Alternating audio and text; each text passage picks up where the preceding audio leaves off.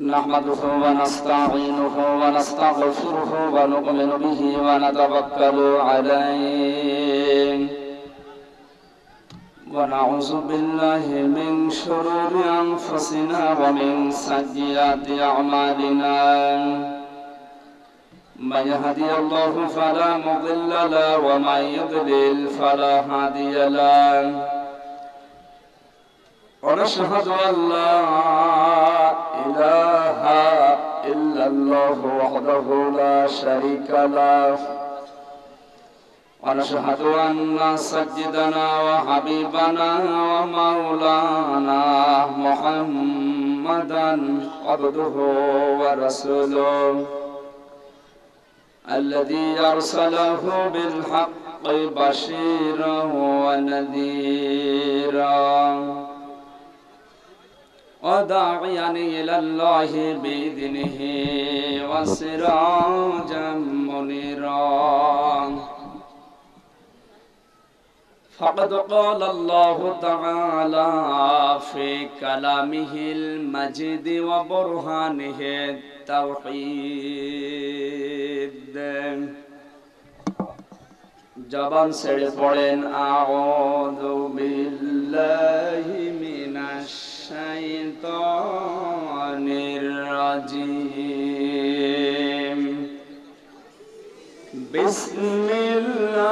বিসমিল্লাহির রহমানির রহিম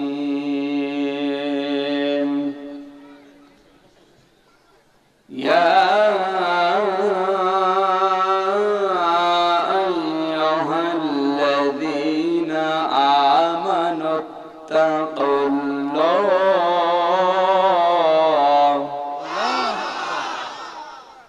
اتقوا الله وابتغوا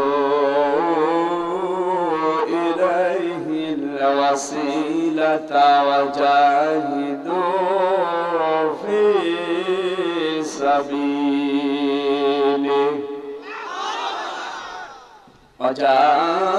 وجاهدوا في سبيله لعلكم تفلحون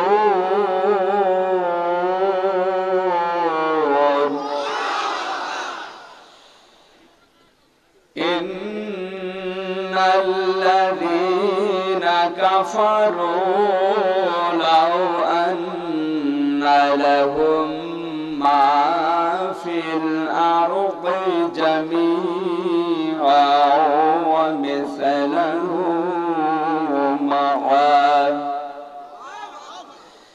ومثله معه ليفتدوا به من عذاب يوم القيامة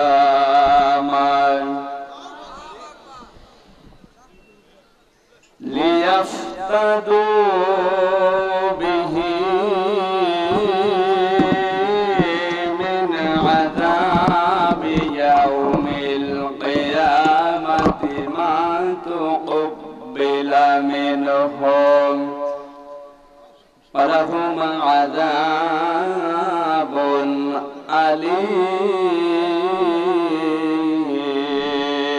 أليم صدقت يا ربنا. عن عبد الله بن مسعود رضي الله تعالى عنه قال قال النبي صلى الله عليه وسلم ما تزال قدم بني آدم عبد يوم القيامة حتى يسأل عن خمس عن عمره فيما أفنى وعن شبابه فيما بلى وعن ماله من أين اكتسبه وفيما أنفقه وعن علمه ماذا عمل فيه متفق عليه. وقال تعالى في شأن حبيبي إن الله وملائكته يصلون على النبي يا أيها الذين آمنوا صلوا عليه وسلموا تسليما اللهم صل على سيدنا مولانا محمد وعلى آل سيدنا مولانا। আমার ভাইরা, বাংলাদেশের ঐতিহ্যবাহী জেলা নওগাঁ রানীনগর থানার অন্তর্গত রানীনগর পাইলট উচ্চ বিদ্যালয় ময়দানে পশ্চিম বালুভরা যুব সংঘের উদ্যোগে 11তম ঐতিহাসিক তাফসীরুল কোরআন মাহফিলের সমাপনী সভাপতি শাইখুল মাশায়েখ আত্রা ইউনিয়ন পরিষদের সম্মানিত চেয়ারম্যান জননেতা জনাব মোহাম্মদ আসাদুজ্জামান পিন্টু, আতালাল্লাহু উমরাহু ওয়া বারাকাল্লাহু ফি হায়াতি, জোরে বলেন আমিন। মাহফিলের প্রধান অতিথি মাননীয় জাতীয় সংসদ সদস্য নওগাঁর কৃতি সন্তান জনাব জননেতা মোহাম্মদ ইসরাফিল আলম দামাত বারাকাতুহুল আলিয়া, বিশেষ অতিথিবৃন্দ, আল্লাহ এদের সম্মান মর্যাদা দুনিয়ায় দিয়েছে, এটা যেন আখিরাতেও টিকে থাকে সেরকম কাজ এদেরকে দিয়ে আল্লাহ যেন করিয়ে নেয়। কারণ দুনিয়াতে অনেককে সম্মান দেওয়া হয় তার ক্ষমতার কারণে, তার টাকা পয়সা আছে, পাওয়ার আছে, শক্তি আছে, এই কারণে। কিন্তু আপনি একটু পেছনে খোঁজ খবর নিয়ে দেখবেন তো এই সম্মান আপনাকে আসলে দেয় কিনা। আল্লাহ রাব্বুল আলামিন বলেন, ফামা বাকাতা আলাইহিমুস সামাউ ওয়াল আরদু ওয়া মা কানু মুনজারিন। সূরা দুখান 25 নাম্বার পারার 16 নাম্বার পৃষ্ঠা 2 নাম্বার লাইনের শেষ নাম্বার রুকুর 29 নাম্বার আয়াতটা আল্লাহ তাআলা বলেন, দুনিয়া থেকে এমনও মানুষ মারা যায় ওর জন্য আকাশে জমিনে কেউ কাঁদে না, কুকুরও কাঁদে না, এমনকি ইন্না লিল্লাহ কেউ পড়ে না। এদেশে এরকম মানুষ এখন আছে না নেই? আজ দুনিয়াতে অনেককে সামনাসামনি প্রশংসা করা হয়, পেছনে যে বলে হায় আল্লাহ তুমি এত মানুষ দেখো, এরে দেখো না। সুতরাং এই সমস্ত মানুষগুলো ওই রকম চরিত্রের আমি তা বলছি না। দুনিয়ায় সম্মান মর্যাদা মানুষ তাদের দিচ্ছে, এটা যেন টিকে থাকে, কারণ আখিরাতে এগুলো টিকে থাকার জন্য শর্ত আছে। ঈমান আনতে হবে আর ঈমানের দাবি অনুযায়ী ভালো কাজ করা লাগবে। এগুলো যদি কেউ না করে, ও যদি আকাশ দিয়ে উড়িয়েও যায় ও জাহান্নামে যাবে। কথা বলেন। আলোচনা রাখলেন আপনাদের এলাকার সন্তান জনাব মাওলানা ইউনুস আলী, আরফানা লাকা যিকরাক, এদের সম্মান মর্যাদা কামনা করছে আল্লাহ যেন দান করেন। মঞ্চে বসা আছেন ইসলামিক চিন্তাবিদ, মিডিয়া ব্যক্তিত্ব হাফেজ মাওলানা আলী আহমদ আকেন্দ্র, সামনে বসা মুসলমান ভাইরা, পর্দার আড়ালের সম্মানিতা মা এবং বোনেরা, প্রাণ প্রিয় নওগাঁবাসী, আল্লাহর দরবারে নত শিরে শুকরিয়া আদায় করছি যিনি দল মত নির্বিশেষে কোরআনে কারীম শোনার জন্য আমাদেরকে নিয়ে এসেছেন। যে কোরআন শুনতে আসলাম, কোরআনের ভেতরে কোনো বক্রতা, বাঁকা কথা, গোপন কথা নেই, যা আছে সব ওপেন কথা। কোরআনের কথাগুলো সব স্পষ্ট। কোরআনের কথা কি? আরো জোরে বলেন। কোন গোপন কথা আল্লাহ কোরআনে কারিমে দেয়নি, দিয়েছে? আল্লাহ রাব্বুল আলামিন বলেন, আলহামদুলিল্লাহিল্লাযী আনসালা আলা আবদিহিল কিতাবা ওয়া লাম ইয়াজআল লাহু ইওয়াজা। সূরা কাহফের 1 নম্বর আয়াতে আল্লাহ জানালেন, সব প্রশংসা আমি আল্লাহর, কারণ আমার বান্দা আমাকে কিতাব দিয়েছে। আল্লাহর প্রশংসা আদায় করা লাগবে প্রথম নাম্বার কারণে, তিনি তার বান্দাকে কিতাব দিয়েছেন। আল্লাহ বাদে কিতাব দেওয়ার মতো যোগ্যতা দুনিয়ায় কারো নেই। দুনিয়া আসমানে কারো কিতাব দেওয়ার যোগ্যতা, আরো জোরে বলেন। কিতাব আপনি লিখতে পারেন, কিন্তু আল্লাহর যে কিতাব, যালিকাল কিতাব লা রাইবা ফি, এটা দেওয়ার যোগ্যতা আপনার নেই। আল্লাহ শুধু কিতাবই দেয়নি বলেছেন, এর ভেতরে সন্দেহ নেই, সন্দেহের অবকাশ পর্যন্ত নেই। দুনিয়াতে আমরাও তো কিতাব লিখেছি, গাড়িতে আমারও কিতাব পাওয়া যায়, কিন্তু আজকে নেই। মুসলমান কখন কাফের হয়ে যায়, কোন আমলে কোন জান্নাত পাবেন, কোন আমলে কোন জাহান্নামে যাবেন, আমিও লিখেছি। নামাজ কিভাবে আদায় করবেন আমিও লিখেছি, কিন্তু প্রথমেই লেখা আছে এর ভেতরে যদি কোন রকম ভুল পাওয়া যায় আমাকে আগে জানান, আমি পরবর্তী সংস্করণে সংশোধন করতে বাধ্য থাকব। সংশোধন করব তা না, বাধ্য থাকবো, এ কথা আমি লিখে দিয়েছি। আমার মতো যত লেখক পৃথিবীতে আজ পর্যন্ত লিখেছে সবারই একই বক্তব্য। কেউ গ্যারান্টি দিয়ে কথা বলতে পারে না যে আমার এর ভেতরে একটা বিসর্গ কোনো ভুল নেই। পারবে? আল্লাহ যে কিতাব দিলেন তিনি গ্যারান্টি দিয়ে এটা জানিয়েছেন আমার এই কিতাবে তো ভুল নেই, সন্দেহ নেই, সন্দেহের অবকাশ পর্যন্ত আমি রাখি নাই। এজন্য যালিকাল কিতাব, কিতাবের আগে আল্লাহ আলিফ লাম দিয়েছেন। যালিকা ইসমে ইশারা মুবতাদা মারিফা, আল কিতাব এটাও মারিফা। এখানে যারা আরবি গ্রামার বসে ওদের জিজ্ঞাসা করেন, মুবতাদা যদি মারিফা হয় খবর হবে নাকিরা। আল্লাহ এখানে আলিফ লাম দিয়ে খবর কেউ মারিফা বানিয়ে দিয়েছেন। আল্লাহ মনে হয় আরবি গ্রামার একটু কম বোঝে, তাহলে এখানে ভুল হয়ে গেল। খবর যদি মারিফা হয়, নির্দিষ্ট হয়, ইফিদুল হাসরা, হাসরের ফায়দা দেয়। বাংলা অর্থ দাঁড়াবে পৃথিবীতে একখানা মাত্র কিতাব আল্লাহ পাঠিয়েছেন যেটা মানুষকে হেদায়েত দিতে পারে, যার ভেতরে কোনো ভুল নেই, তার নাম কোরআন শরীফ। তাছাড়া অন্য যত কোন কিতাব যেগুলো আছে দুনিয়াতে, বই আছে, কোনটা অথেন্টিক 100% না, কেউ বলতে পারবে না। পারবে? আর ফেরেশতারা কোরআন বাদ দিয়ে দুনিয়ার কোন কিতাব চেনেও না। আপনি যদি অন্য কোন কিতাবের পরিচয় দিয়ে বলেন ফেরেশতা, আমি অমুক কিতাবের পরিচয় দিয়ে বলছি আমি আল্লাহর বান্দা, ফেরেশতারা মানবে না। আপনাকে বলা লাগবে আমি আল্লাহর বান্দা, এটা আমার কোরআনে আছে। আব্দুন শব্দ কোরআনে আছে না নেই? বলেন। বিশ্ব নবীকে আল্লাহ আমার 7টা নামে ডাক দিয়েছিলেন, ইয়াসিন, তাহা, মুজাম্মিল, মুদ্দাসসির, মুহাম্মদ, আহমদ আর আব্দুন। সুবহানাল্লাহ বলেন। বিশ্ব নবী বলেন আমার নিজস্ব কোনো নাম নেই, এই 7টা নাম আমার মালিক আমাকে দিয়েছে, যে নামে আল্লাহ আমাকে ডাক দিয়েছে ওইটাই আমার নাম। জোরে বলেন আল্লাহু আকবার। সুতরাং আব্দুন শব্দটা কোরআনে অনেক জায়গায় আল্লাহ দিয়েছেন। তাবারাকাল্লাযী নাযালাল ফুরকানা আলা আবদিহি লিয়াকুনা লিল আলামিনা নাযীরা। জোরে বলেন সুবহানাল্লাহ।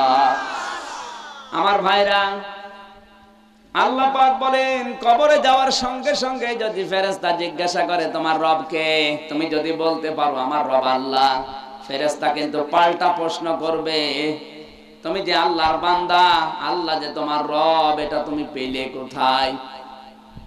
আপনি যদি বলেন আমি কোরআনে পেয়েছি, ফেরেশতারা বলবে ব্যাস আর কিছু বলা লাগবে না।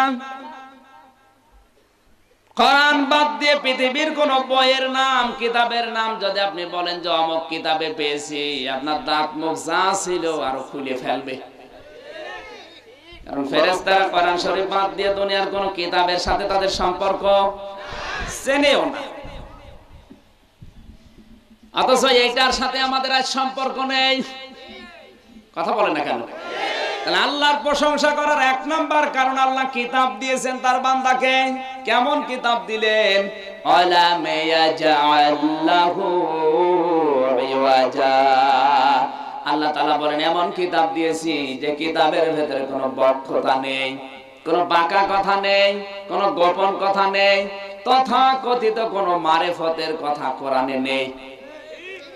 এই জন্য দিনের পরে দিন যত যাবে, কোরআনের কাছে যারা আসবে ওরা দেখবেন আর গোপনে থাকতে চাইবে না, ওরা সব সময় চাইবে আমি ওপেন হব। আর কোরআনের কাছে যারা আসে না সব সময় এরা গোপনে থাকতে চায়। আপনি আজও তাকান বিশ্বের দিকে, কোরআন বাদ দিয়ে অন্য জায়গা থেকে যারা ইসলাম নিচ্ছে ওরা কিন্তু গোপনে।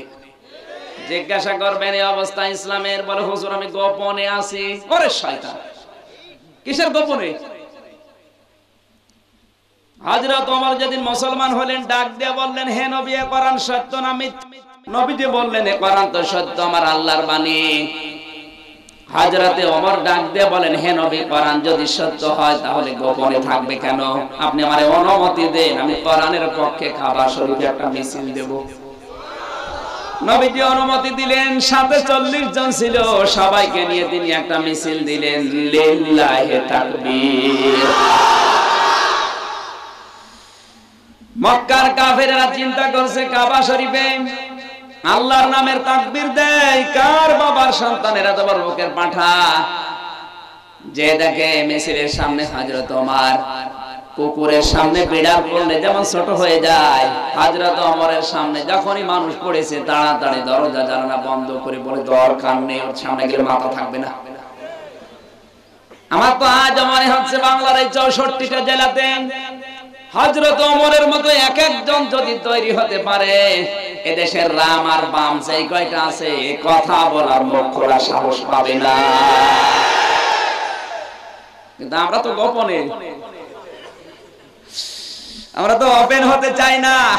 তিনি মুসলমান হওয়ার পরেই বলেন, আমি আর গোপনে থাকবো না, ওপেন হব, আপনি আমার অনুমতি দেন, আমি প্রচার করি।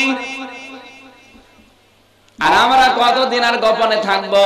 গোপনে থাকতে থাকতে তো আমাদের সব কিছু ওরা চুরি করে নিয়ে চলে যাচ্ছে। কথা বলেন না কেন? না, কতদিন গোপনে থাকবেন বলেন তো? গোপনে থাকতে থাকতে আপনার সংস্কৃতি আপনার কাছে নেই, ওরা চুরি করে নিয়ে চলে গেছে। আজ বাংলাদেশে মুসলমানের সংস্কৃতি চলে না, 2 দিন পরে যেটা আসতেছে এটা মুসলমানের সংস্কৃতি না। পয়লা বৈশাখ পালন করার নামে যুবতী মেয়েরা হলুদ রঙের, লাল রঙের শাড়ি পরে নিজেকে উলঙ্গ অর্ধ উলঙ্গ করে বের হবে। 1 বছর যত মেয়ে ইজ্জত না হারাবে, এই দিবস পালন করতে গিয়ে তত মানুষের ইজ্জত যাবে।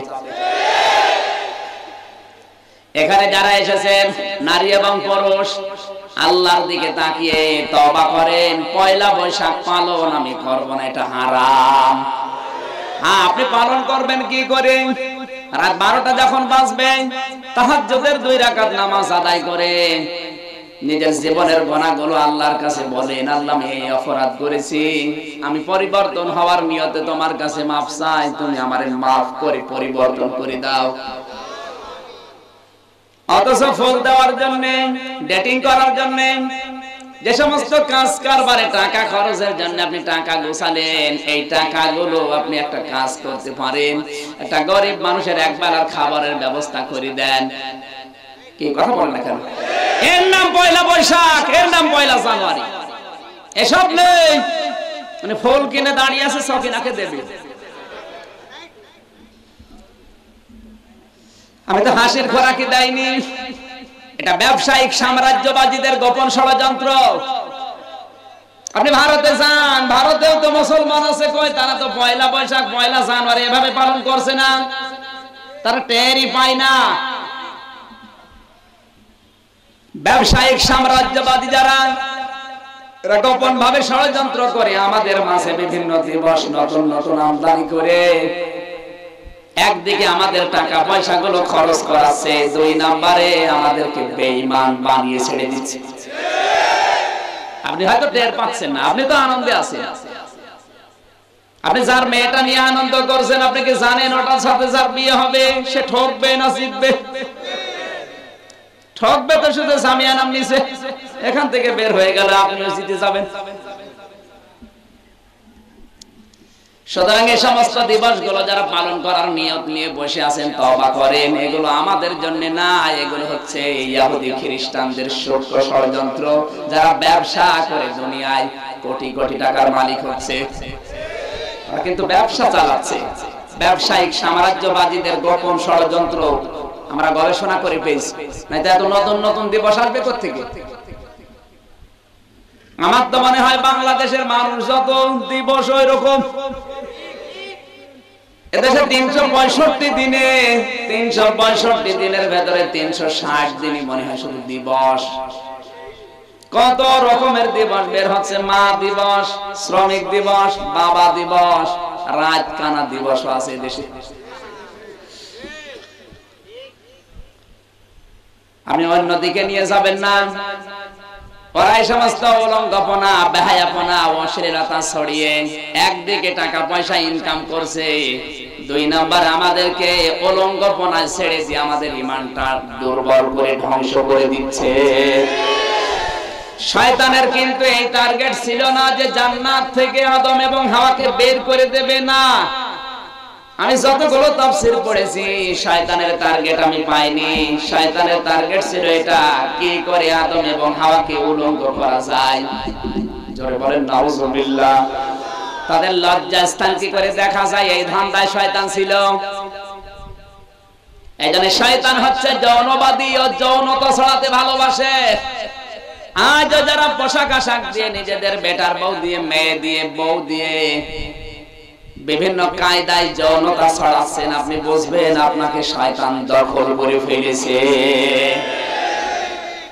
আপনি যদি এগুলো থেকে মুক্ত হতে না পারেন, চেয়ারম্যান সাহেব যদি বাড়িতে এসে দেখে ওনার স্ত্রী ওনাকে গালি দিচ্ছে, উনি কিন্তু একবারে রাগ করবে না, চিন্তা করবে আমার বউ তো শিক্ষিতা, ধর্মীয় পরিবারের মেয়ে, কিন্তু আমাকে গালি দিল কেন? গালি দেওয়ার কথা না। নম্র ভদ্র মেয়ে আমাকে গালি দেয়, অবশ্যই একে জিনে ধরেছে বা ভূতে ধরেছে। কথা বলছে না কেন? কারণ স্বাভাবিক অবস্থায় থাকলে তোমাকে গালি দেওয়ার কথা না। গালি দেওয়ার পরে ওনার যেমন রাগ হচ্ছে না, মনে হচ্ছে আমার বউকে ভূতে ধরেছে, জিনে ধরেছে। আপনি যখন মুসলমান দাবি করার পরও অন্যায় কাজ থেকে ফিরে থাকতে পারবেন না। আমার আল্লাহর দেওয়া সংস্কৃতির বাইরে যখন ইহুদি খ্রিস্টানদের গোপন ষড়যন্ত্রের বানানো সংস্কৃতিতে পা দেবেন, আপনার কিছু মনে হবে না, বুঝবেন অবশ্যই আপনাকে শয়তান দখল করে ফেলেছে। ও শয়তান আপনাকে জাহান্নামে নেওয়ার জন্য টান দিচ্ছে। সুতরাং এই মুহূর্তে আমাদের সতর্ক হওয়া লাগবে। এখনই সময় আমাদের। সব কিছু ওরা দখল করে নিয়ে যাচ্ছে। আমরা যদি আজও গোপনে থাকি, দেখবেন আপনিও আর আপনি নেই, আপনিও দখল হয়ে গেছেন।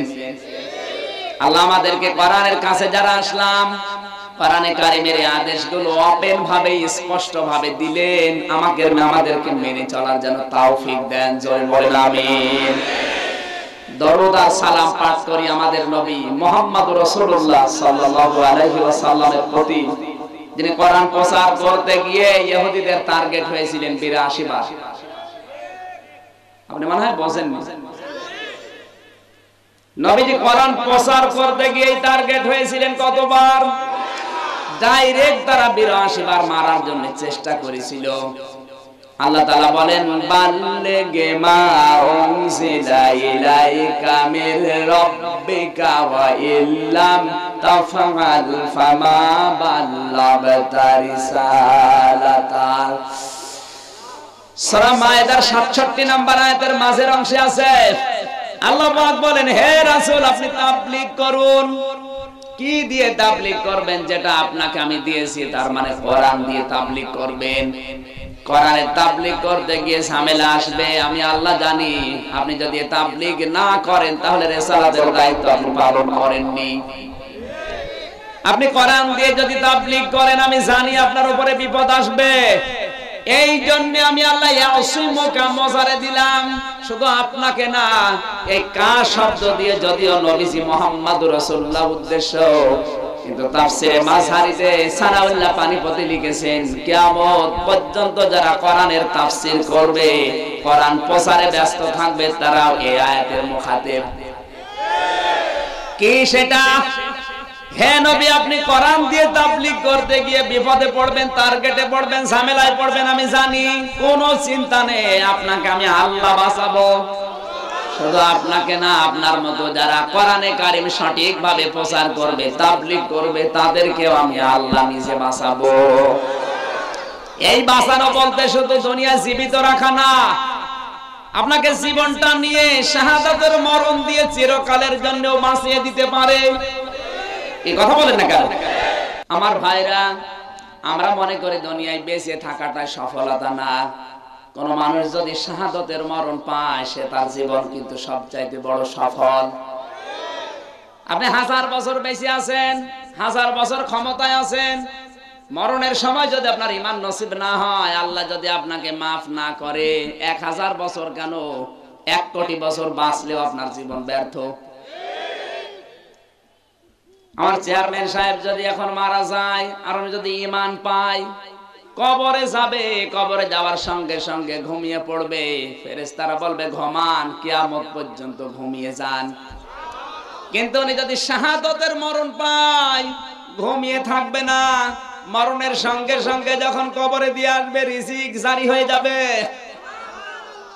আল্লাহ রাব্বুল আলামিন বলেন, ওয়ালা তাহসাবান্নাল্লাযীনা কুতিলু ফি সাবিলিল্লাহি আমওয়াতা বাল আহইয়াউন ইনদা রাব্বিহিম ইউরযাকুন।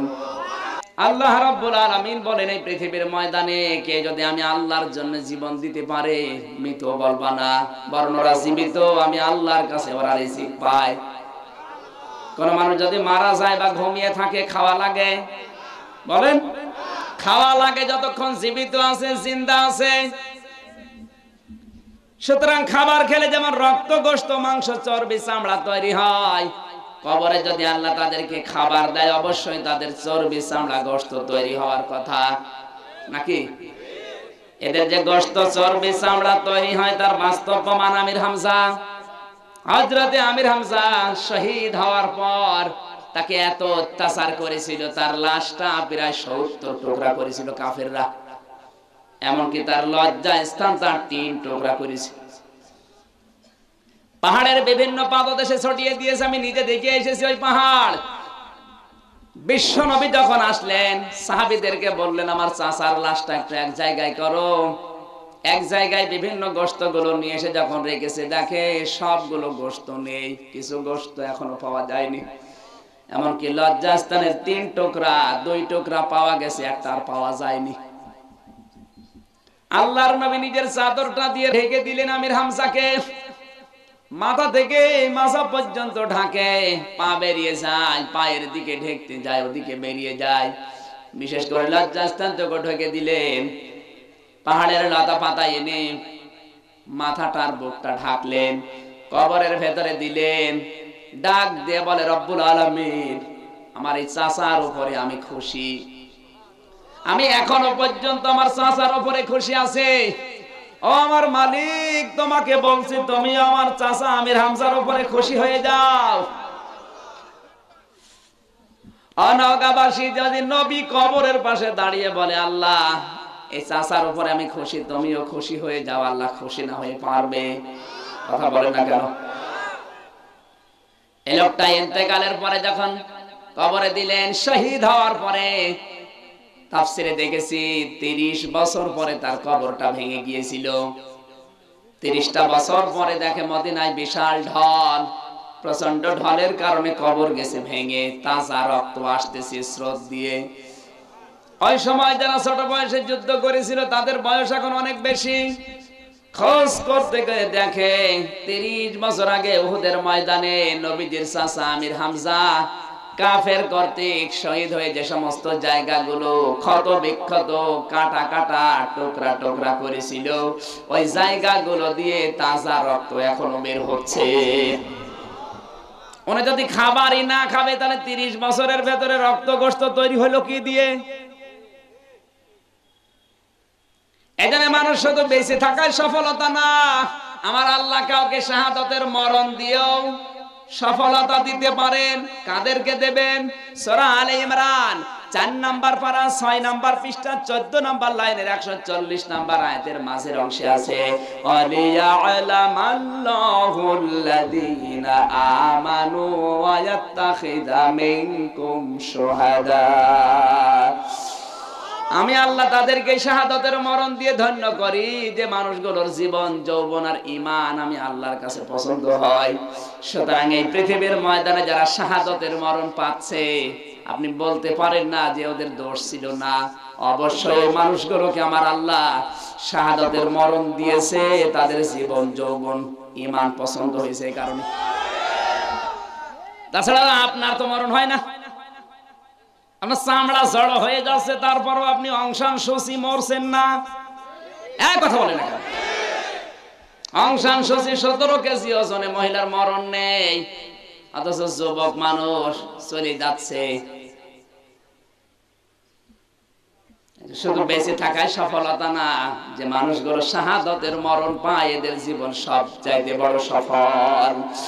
কুল্লু নাফসিন যায়িকাতুল মাউত ওয়া ইন্নামা তুওয়াফাউনা উজুরাকুম ইয়াওমাল কিয়ামাহ ফামান যুহজিহা আনিন নার ওয়া উদখিলাল জান্নাতা ফাকাদ ফাজ আমাল হায়াতুদ দুনিয়া ইল্লা মাতাউল গুরুর। চিৎকার করে বলেন আল্লাহু আকবার।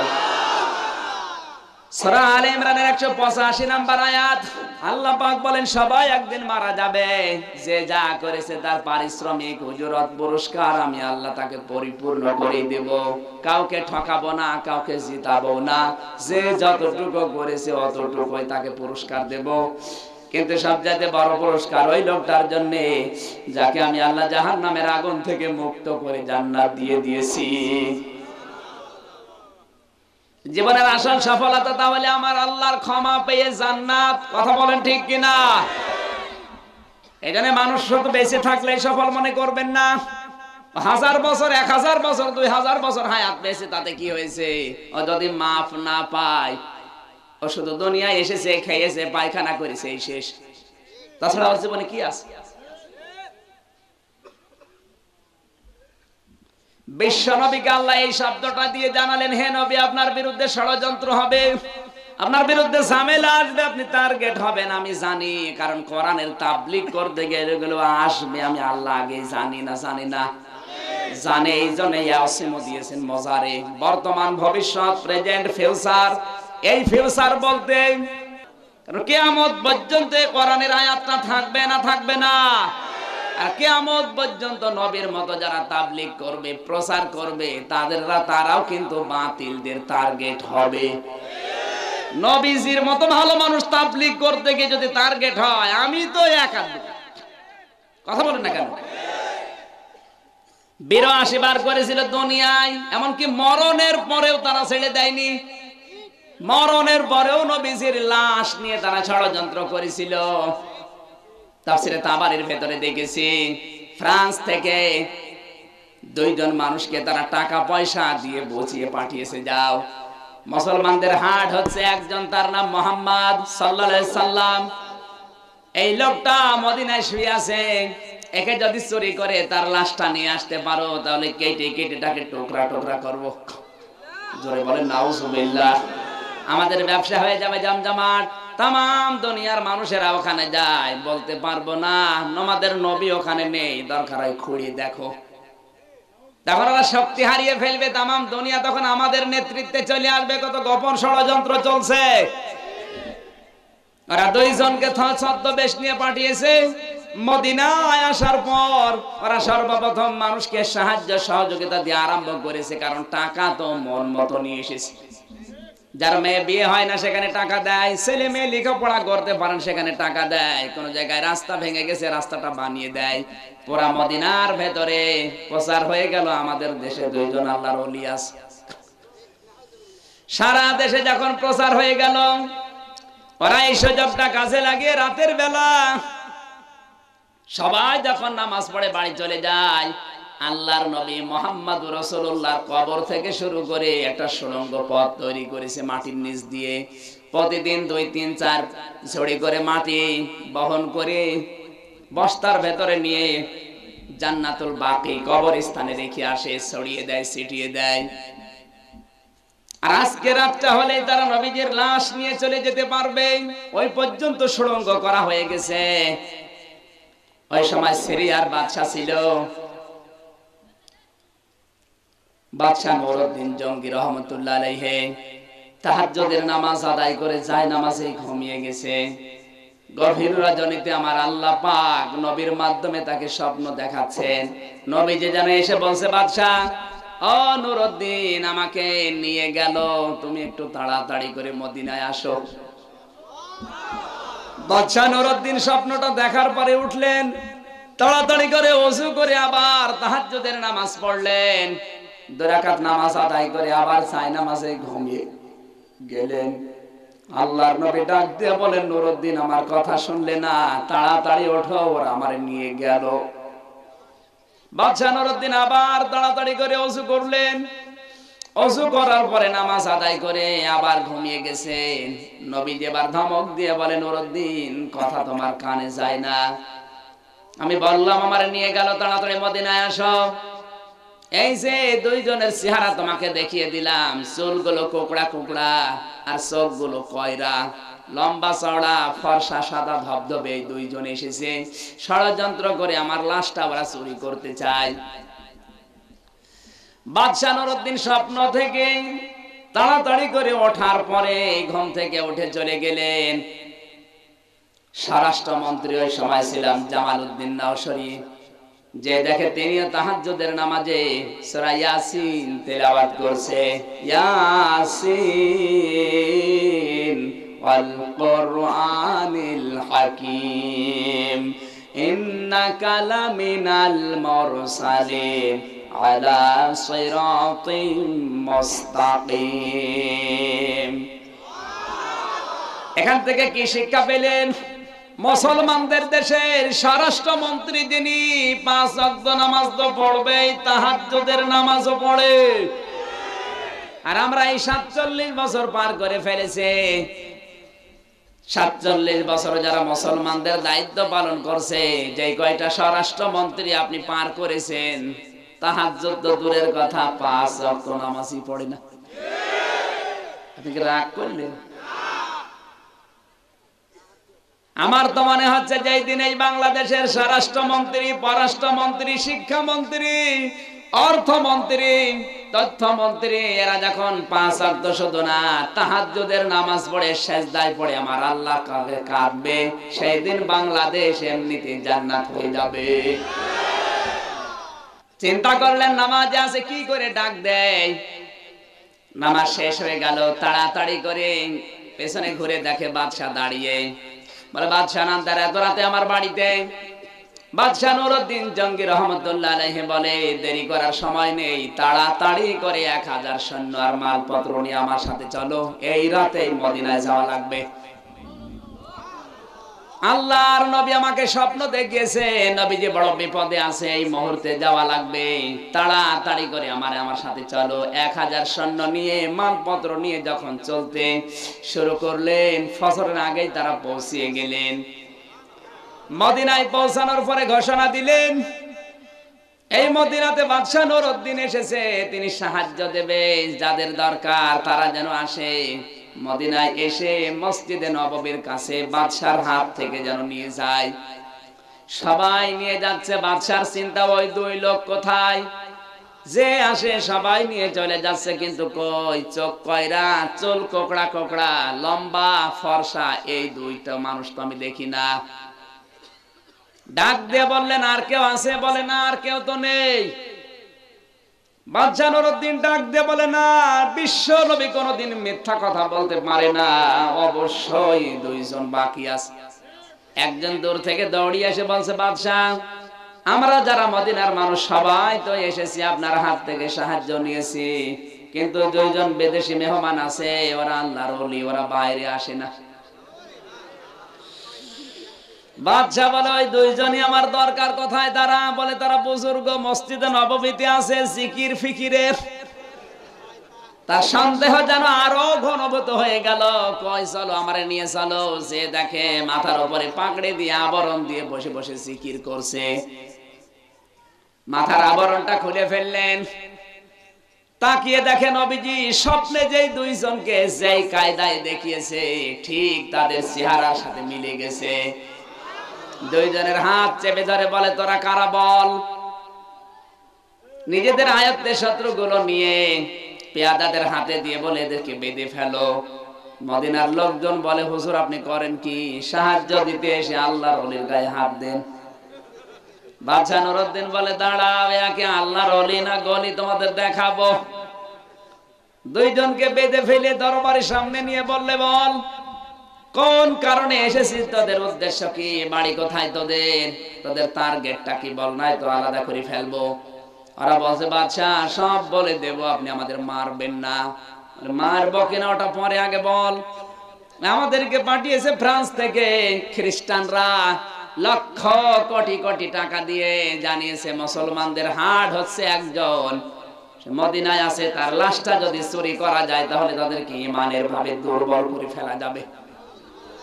এই টার্গেট নিয়ে আমরা ছদ্মবেশ নিয়েছিলাম। এ দাড়ি আসল দাড়ি না নকল দাড়ি?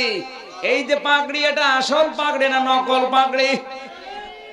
আমরা এই চুলগুলো লাগিয়েছি যেহেতু বাবড়ি থাকলে মানুষ মনে করবে এগুলো বুজুর্গ। আমরা এই কায়দায় কাজ চালাচ্ছিলাম। প্রথমে এসে মানুষকে সাহায্য দেওয়ার নামে মানুষের আস্থাভাজন হয়েছে। দ্বিতীয় নাম্বারে টার্গেট আমাদের এই যে মসজিদে নববীর, নবীর কবর থেকে শুরু করে উপরে জায়নামাজ আর কাঠ দিয়ে রেখেছি। রাতের বেলা গোপনে কাজগুলো করি, দিনের বেলা আমরা জিকির ফিকির এই জায়গায় কাটাই। আজকের রাতটা হলে আমরা এই সুড়ঙ্গ পথ দিয়ে লাশটা নিয়ে চলে যেতে পারতাম। বাচ্চা নজরুল বলে কই আসল সেই সুড়ঙ্গের পথ? বলে এই যে পাটি তুলে ফেললেন, দেখলেন কাঠ বিছানো, কাঠ তুলে ফেললেন। কাঠ তোলার পরে দেখে সুড়ঙ্গ পথ চলে যাচ্ছে। চলে গেলেন পথ ধরে ধরে, যে দেখে বিশ্ব নবীর দুইটা পা বেরিয়ে আছে। বাচ্চা নুরউদ্দিন পা দুইটা জড়িয়ে বলে হে রাসূল, অনেক নাম শুনেছি, কোরআন হাদিসে অনেক প্রশংসা পড়েছি, কোনোদিন দেখি নাই। আজকে আমি চোখ দিয়ে দেখতে পারলাম। কিয়ামতের ময়দানে যদি আমার কোন জায়গায় ঠাঁই না হয়, আপনার পায়ের কাছে আমার একটা ঠাঁই দিয়ে।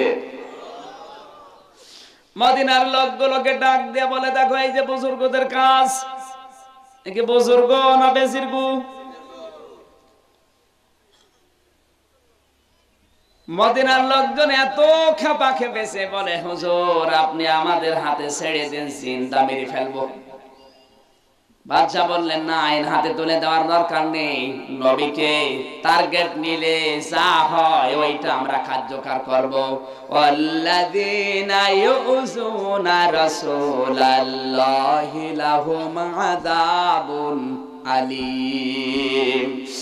সূরা তাওবার 61 নাম্বার আয়াতের শেষের দিকে আছে, আল্লাহ তাআলা বলেন পৃথিবীতে রাসূলকে যারা কষ্ট দিচ্ছে ভবিষ্যতেও দেবে, তাদের জন্য যন্ত্রণাদায়ক আযাব। জোরে বলেন নাউজুবিল্লাহ। শব্দের দিকে খেয়াল করেন, ইউজুনা এটা মুজারে, বর্তমান ভবিষ্যৎ, প্রেজেন্ট ফিউচার। যারা রাসূলকে কষ্ট দিচ্ছে দিবে। এখন কি রাসূল আছে? আরো জোরে বলেন। তাহলে আয়াতটা মিথ্যা না? মানে রাসূল তো নেই, তাহলে সত্য হচ্ছে কি করে? বিশ্ব নবী নেই, কিন্তু নবীর ওয়ারিসরা আছে।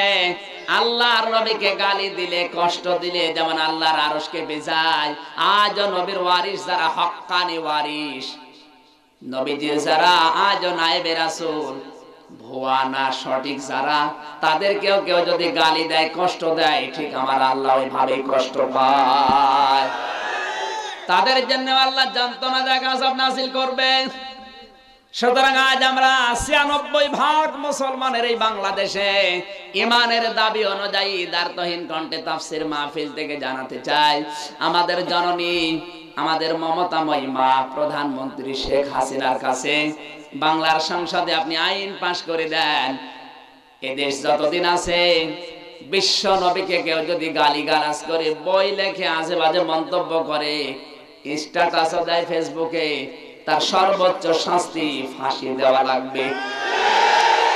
এ দাবির সাথে আছে কারা দেখি? লিল্লাহে তাকবীর। এখানে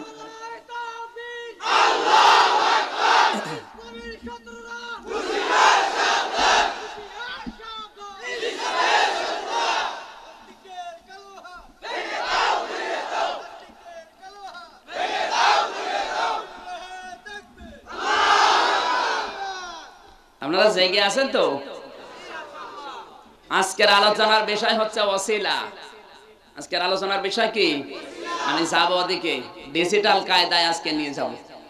এতদিন যেভাবে শুনেছেন ওইভাবে না, কারণ এখন আমাদের যুগ হচ্ছে ডিজিটাল যুগ। কোরআন শরীফও শোনা লাগবে ডিজিটাল কায়দায়। ওই মানধাতা আমলে 1200 বছর 1300 বছর আগে যে তাফসীর লেখা আছে ওইটা পড়ে আপনি এখন কোরআন বুঝতে পারবেন না।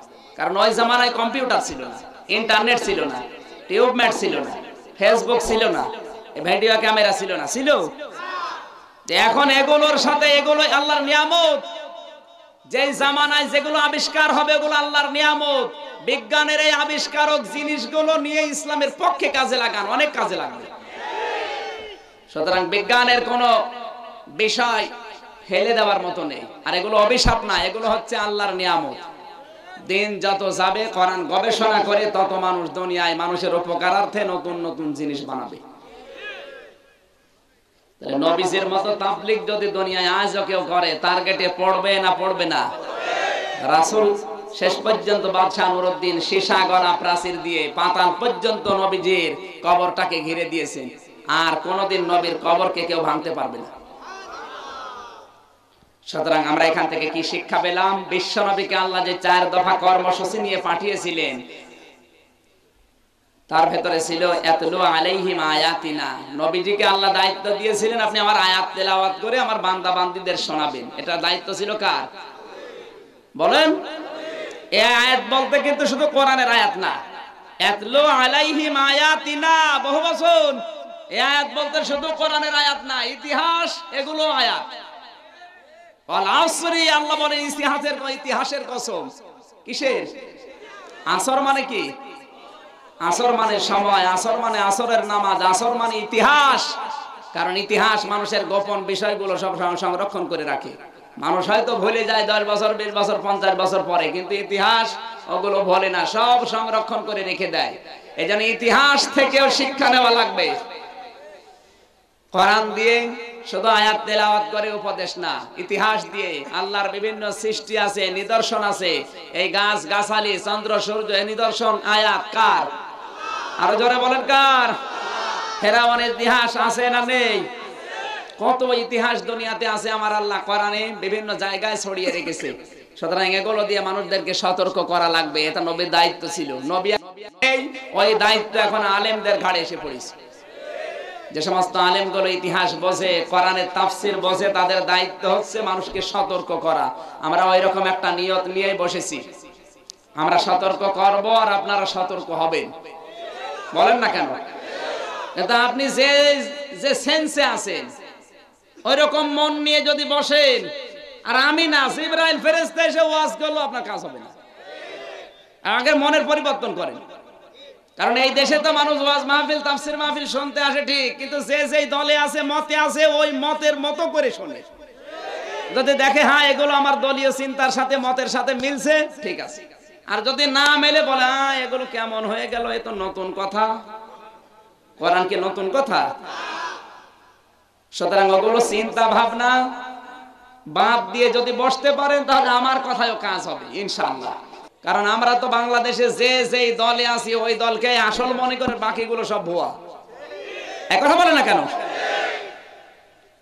ছড়াও বেঁধেছে, মুসলমান আমার নাম, তাবলীগ আমার কাম, দাওয়াত আমার গাড়ি, জান্নাত আমার বাড়ি। কি সুন্দর মিল গো! না ঠিক আছে, এগুলো সব কোরআনের কথা। যারা পীরের মুরিদরা বলছে মুসলমান আমার নাম, জিকির আমার কাম, আত্মশুদ্ধি আমার গাড়ি, জান্নাত আমার বাড়ি, মনে হচ্ছে বাবার তা।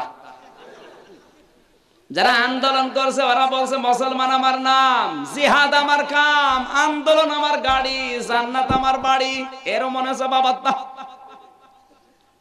যে যেই মতে আছে, পথে আছে, চিন্তায় আছে, ওর কাছে ওইটাই আসল, আর বাকিগুলো সব মিথ্যা ভুয়া। কথা বলেন না কেন?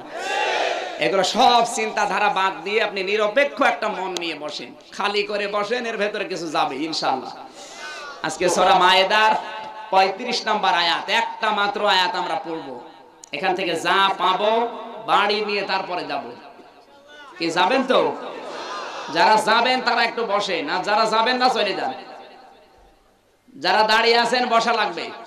কোরআনের আয়াত এখন আমরা কোরআনে প্রবেশ করব, বসা লাগবে, বসেন। জবান ছেড়ে কোরআনের সোনালী আয়াত একবার পড়ে নেন। আউযু বিল্লাহি মিনাশ শাইতানির রাজিম, বিসমিল্লাহির রহমানির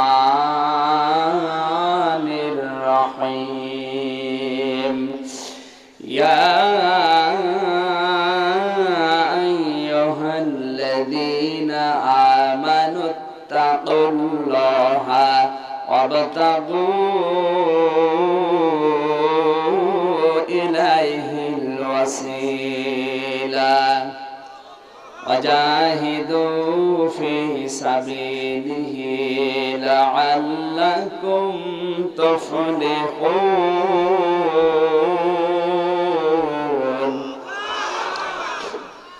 এটা সূরা মায়েদা কোন সূরা আরো জোরে বলেন কোন সূরা কোরআনে কারীমের 5 নাম্বার সূরা এটা 5 নাম্বার রুকু থেকে এটা 12 নাম্বার পৃষ্ঠায় আছে 11 নাম্বার লাইনে একটা মাত্র আয়াত পড়েছি আয়াত সংখ্যা 35 কত কালকে যদি রানীনগর চার দোকানে বসে কেউ জিজ্ঞাসা করে আমির হামজা এসেছিল কোন আয়াত থেকে আলোচনা শুনলে আপনি বলবেন সূরা মায়েদা আয়াত নাম্বার 35 মনে থাকবে মনে থাকবে আল্লাহ ডাক দিলেন ওহে যারা ঈমানের দাবি করো তাফসীরের ভেতরে পড়েছি আল্লাহ পাক যখন শুধু ঈমানদারকে টার্গেট করেন তখন তার কুদরতের হাত এভাবে উঁচা করে ডাকেন ইয়া আইয়ুহাল্লাযীনা আমানু ওহে যারা ঈমানের দাবি করো তাদেরকে শুধু ডাক দিলাম সুতরাং এখানে কোনো বেঈমানকে আল্লাহ আরো জোরে বলেন তাহলে এখানে যারা আমরা ঈমানদার আছি আজকের আয়াত তাদের জন্য বেঈমানদের জন্য আলাদা আয়াত আছে তাহলে বেঈমান যদি এখানে থাকেন আপনার জন্য কিন্তু আজকের আয়াত না আপনি চলে যান এখন বেঈমান আছে কিনা ওইটা তো আবার জানা লাগবে আমি কাকে বের করে দিবেন বেঈমান আছে কিনা আমি এবার বলছি আপনি দেখেন বেঈমান আছে কিনা সূরা বাকারা 3 নাম্বার পারা প্রথম নাম্বার পৃষ্ঠা 13 নাম্বার লাইনে 256 ও 57 নাম্বার আয়াতে আল্লাহ জানিয়েছেন আল্লাহ রাব্বুল আলামিন বলেন ফামাই ইয়াকফুর বিত-তাগুতি ওয়া ইউমিন বিল্লাহ ফাকাদ ইসতামসাকা বিল উরওয়াতিল ওয়াসকা লা ইনফিসামা লাহা আল্লাহু সামিউন আলীম এই পৃথিবীতে সত্য আর মিথ্যা দুইটা পথই স্পষ্ট না অস্পষ্ট কোনটা সত্যের পথ কোনটা মিথ্যা দুইটা স্পষ্ট আছে এই পৃথিবীর ময়দানে অনুমতি আল্লাহ দিয়েছেন এজন্য দ্বীনের ব্যাপারে কোনো জবরদস্তি নেই দ্বীনের ব্যাপারে কোনো বাড়াবাড়িও নেই জোর করে কাউকে পিটিয়ে হেদায়েত করার দরকার নেই আপনার সামনে স্পষ্ট হেদায়েতের পথ এবং গোমরাহির পথ আছে আপনার যেটা ভালো লাগে আপনি গ্রহণ করেন কিন্তু কেউ যদি ঈমান গ্রহণ করতে চায় আল্লাহ বলেন ফামাই ইয়াকফুর বিত-তাগুত প্রথমে শর্ত দিলাম তার তাগুত ছেড়ে দেওয়া লাগবে এখন মামানাত তাগুত তাগুত কাকে বলে তাগুত হচ্ছে ওই জিনিস যে আল্লাহকে মানে না এবং অন্য কেউ মানবে মানতেও দেয় না নিজেও কোরআন শোনে না অন্যের শুনবে সে পরিবেশও দেয় না নষ্ট করে দেয় এই আয়াত অনুযায়ী এই থিওরি অনুযায়ী বাংলাদেশে আমার তো মনে হচ্ছে তাগুত আছে এই যে গাইবান্ধা পলাশবাড়ি কিছুদিন আগে আমার একটা মাহফিল ছিল মাহফিলের কোরআনের গেটে আগুন লাগিয়ে দিয়েছে এই দৃশ্য দেখে এখনো বোঝা যাচ্ছে বাংলাদেশে এখনো তাগুত আছে 30 তারিখে চট্টগ্রামে মাহফিল ছিল সব কমপ্লিট প্রচার করে পোস্টার করেছে কোনো অসুবিধা নেই কিছু বলেও নাই কিন্তু যেই দিন হবে সেই দিন কারা যেন এসে বন্ধ করে দিল কারা যেন মানে কি এরা তাগুত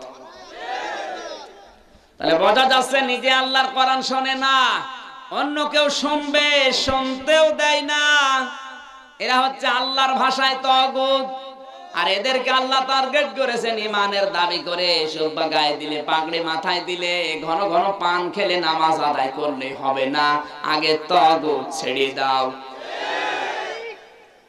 তাগুত আগে ছেড়ে দেবেন এরপরে যদি আল্লাহর উপরে ঈমান এনেছে এই কথার দাবি করেন তাহলে আপনার এই কথার মূল্য আছে সুতরাং আমি তো মনে করছি এ বাংলাদেশে এখন তাগুত আছে রানীনগর থানা বাদ দিয়ে যদি এখানে কেউ এরকম চরিত্রের থাকেন, আপনি চলে যান, বেকার আপনার সময় নষ্ট হচ্ছে। কারণ ঈমানই নেই, এই আয়াতের ভেতরে তো আপনি নেই। আল্লাহ এই জন্য শর্ত দিলেন, যে ব্যক্তি ঈমান আনতে চায় সে যেন তাগুত ছেড়ে দেয়, তাগুতের সাথে সম্পর্ক যেন তার না থাকে। এইরকম মানুষকে আমি আল্লাহ ডাক দিলাম, ইত্তাকুল্লাহ, আমি আল্লাহকে ভয় করো। এখন এই ভয়টা কাকে বলে? আপনি গাড়িতে যাচ্ছেন, ট্রেনে বা বাসে যারা যায় অবশ্যই কিছু না কিছু ধরে রাখে। কেউ সিট কভার, কেউ হ্যান্ড, কেউ পেছনে যারা আছে তার শরীর ধরে রাখে, হাত ধরে রাখে। তারপরে যখন সামনে কোনো বিট বেঁধে যায়, ড্রাইভার আগে থেকে সতর্ক করে, সামনে বিট, যে যেখানে আছেন শক্ত করে ধরেন। তার মানে আপনারা যা ধরে আছেন ওই ধরা হবে না, আরো শক্ত করে ধরা লাগবে। আল্লাহ রাব্বুল আলামিন বলেন, ঈমানদারদের ভেতরে তো আমার আল্লাহর ভয় আছে, আমি আল্লাহ জানি, কিন্তু এই ভয় হবে না। ইত্তাকুল্লাহ, আলাদা করে বললাম, ভয় করো। আল্লাহর ভয় যদি মানুষের ভেতরে পয়দা হয়, তৈরি হয়, শুধু দুনিয়া না, আখিরাত না, দুনিয়ায় আবার আল্লাহ তাকে উপকার করে। হাজার হাজার কথা আছে এই আয়াতের ভেতরে, উপকার করেছে তার বাস্তব প্রমাণ ও হাদিসে আছে বুখারী শরীফে। আমার ইত্তাকুল্লাহর ব্যাখ্যা বলার উদ্দেশ্য না, আমার উদ্দেশ্য আবতাগু ইলাইহিল ওয়াসিলা, এই শব্দটা। ঈমানদারকে ডাক দিয়ে ভয়ের কথা বলার পরে আল্লাহ বলেন, আবতাগু ইলাইহিল ওয়াসিলা, আমি আল্লাহ পর্যন্ত পৌঁছানোর জন্য আল্লাহর কাছে তোমার একটা মর্যাদা, একটা চেয়ার আছে কিনা, এই জন্য যে কোনো একটা মাধ্যম পন্থা তালাশ করো। শব্দের দিকে খেয়াল করেন। আমি আল্লাহর কাছে তোমার মর্যাদা কতটুকু, তোমার একটা চেয়ার আছে কিনা। প্রধানমন্ত্রী শেখ হাসিনার কাছে একটা চেয়ার পাওয়ার জন্য কত মানুষ সারাটা জীবন দল করছে, শ্রম দিচ্ছে, টাকা পয়সা খরচ করছে, চেষ্টা চালিয়ে যাচ্ছে, তদবির করছে। কথা বলেন না কেন? আমাদের এমপি যিনি মাহবুবুল আলম হানিফ, উনি ওই যে পর্যায়ে আছে এখন বাংলাদেশের, এখন 3 নম্বরে উনি, প্রধানমন্ত্রীর পরে ওবায়দুল কাদের, এরপরে আমাদের এমপি। উনি ওই পর্যায়ে এমনিতেই চলে গেছে। কথা বলেন না কেন?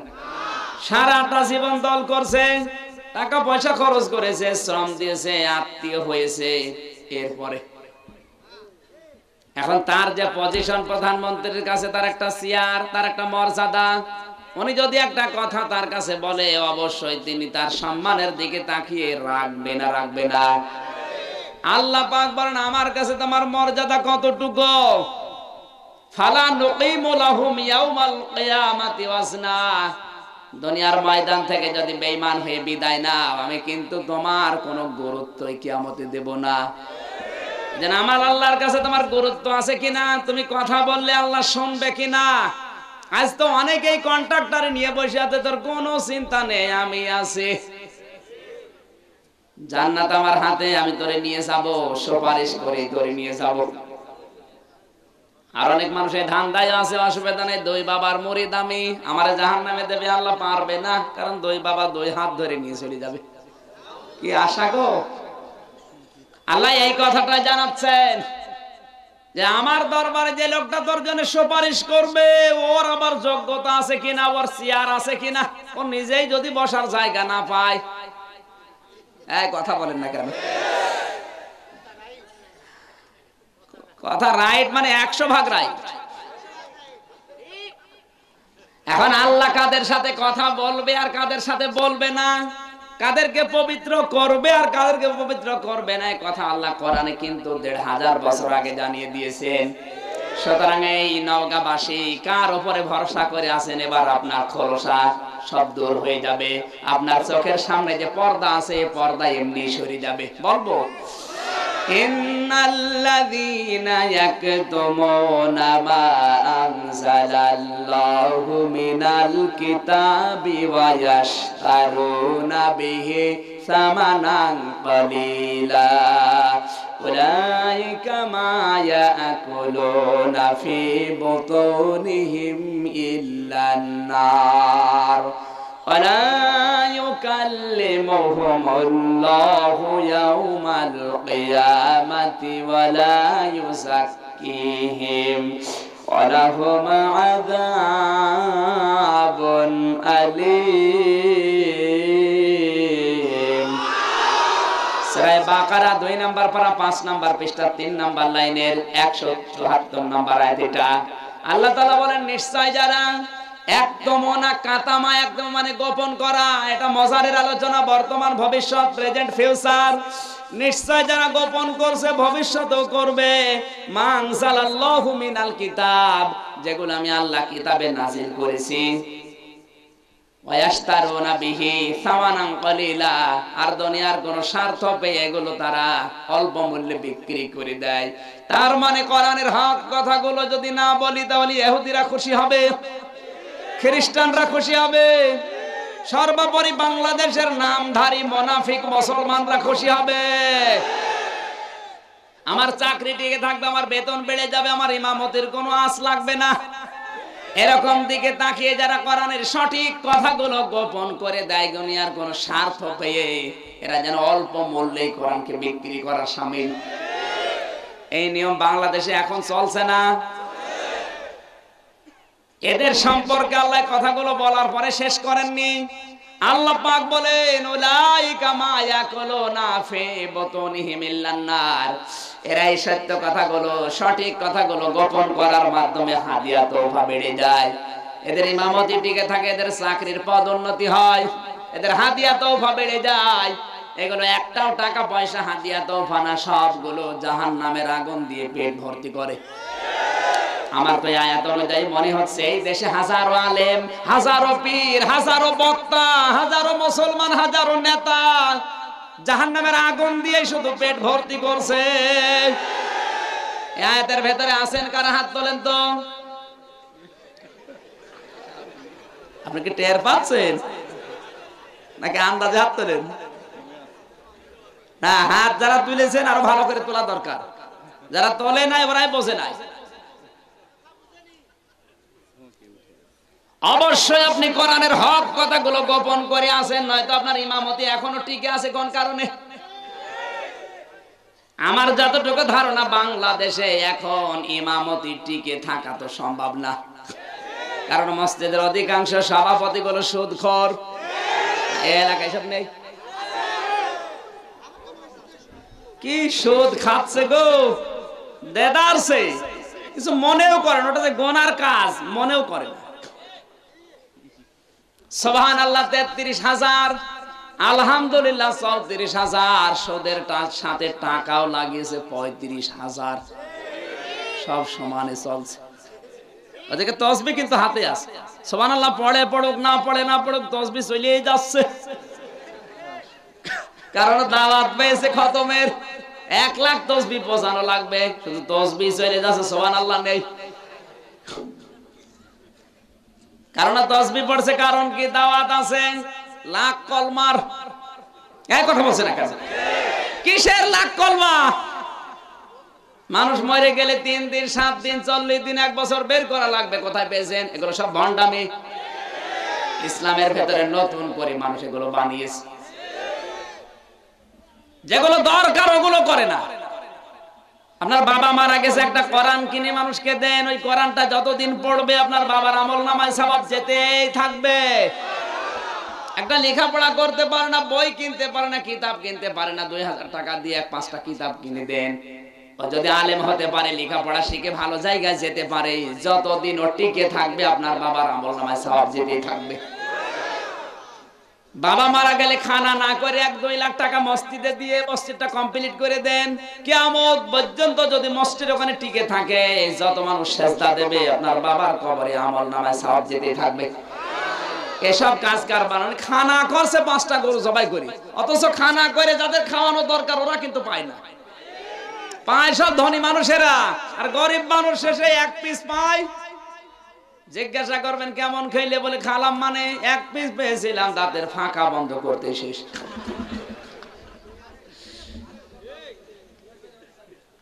এগুলাই চলছে আজ। আমার তো যতটুকু ধারণা, আমি কতগুলো মসজিদ গত বছর আর এই বছর মিলে পাল্টালাম, আল্লাহ ভালো জানে। কয়েক সপ্তাহ হয় বলে হুজুর আপনার দরকার নেই। কেন? আমার দোষটা কি? আপনি সুদের কথা কেন বলেন? এত কথা আছে, ওই সামনের কাতারে যে কয়টা আছে সব সুদেল, সবগুলো সুদখোর। আর আপনি ওদেরকে দেখে দেখে বলেন, ওদেরকে আমি দেখে বলি না আল্লাহর দিকে তাকিয়ে বলি বলুন? আর একদিন এসে বলছে আপনি ঘোষের কথা কেন বলেন? অন্য আয়াত নেই? ওই যে ৭৪ নম্বর কাতারে যারা বসে থানা থেকে আসে, আপনি জানেন না? এই জন্য ইমামতি হয় না, কয়েক সপ্তাহ পর পরে শুধু মসজিদ পাল্টায়। কত পাল্টা বড় বাদ দিয়ে দিয়েছে। এখন ঢাকা বসুন্ধরায় শুধু মাসে একদিন যায়, তাও টিকবে কিনা আল্লাহ ভালো জানে। আমি এই জন্য বলছিলাম অধিকাংশ মসজিদে মনে হয় নওগাঁ জেলায় এগুলো নেই, এগুলো কুষ্টিয়ায় আছে। আপনার ইমামতি টিকে থাকে কোন কায়দায় গো? আমি যেখান থেকে চলে আসলাম ওর পরের সপ্তাহে দেখি নতুন একজন ইমাম। কোথায় পেল? উনি চিল্লা দিয়ে এসেছে, কিচ্ছু বলে না, কমিটি যা বলতে বলে তাই বলে। কমিটির লিখে তাকিয়ে যদি কোরআনের কথা গোপন করে, ওর পেছনে নামাজ হবে বলেন? আপনি আমার দোষ দেখান, আপনি আমার মেয়ের দিকে আমি তাকিয়েছি, আপনার ঘর ভেঙেছি, আমার চরিত্রের কোনো দোষ আছে? কবিরা গোনায় যদি আমি লিপ্ত থাকতাম তাহলে আপনাকে আমি সংশোধন করে দিতেন, যদি সংশোধন না হতাম তাহলে আমার পেছনে নামাজ হইতো না।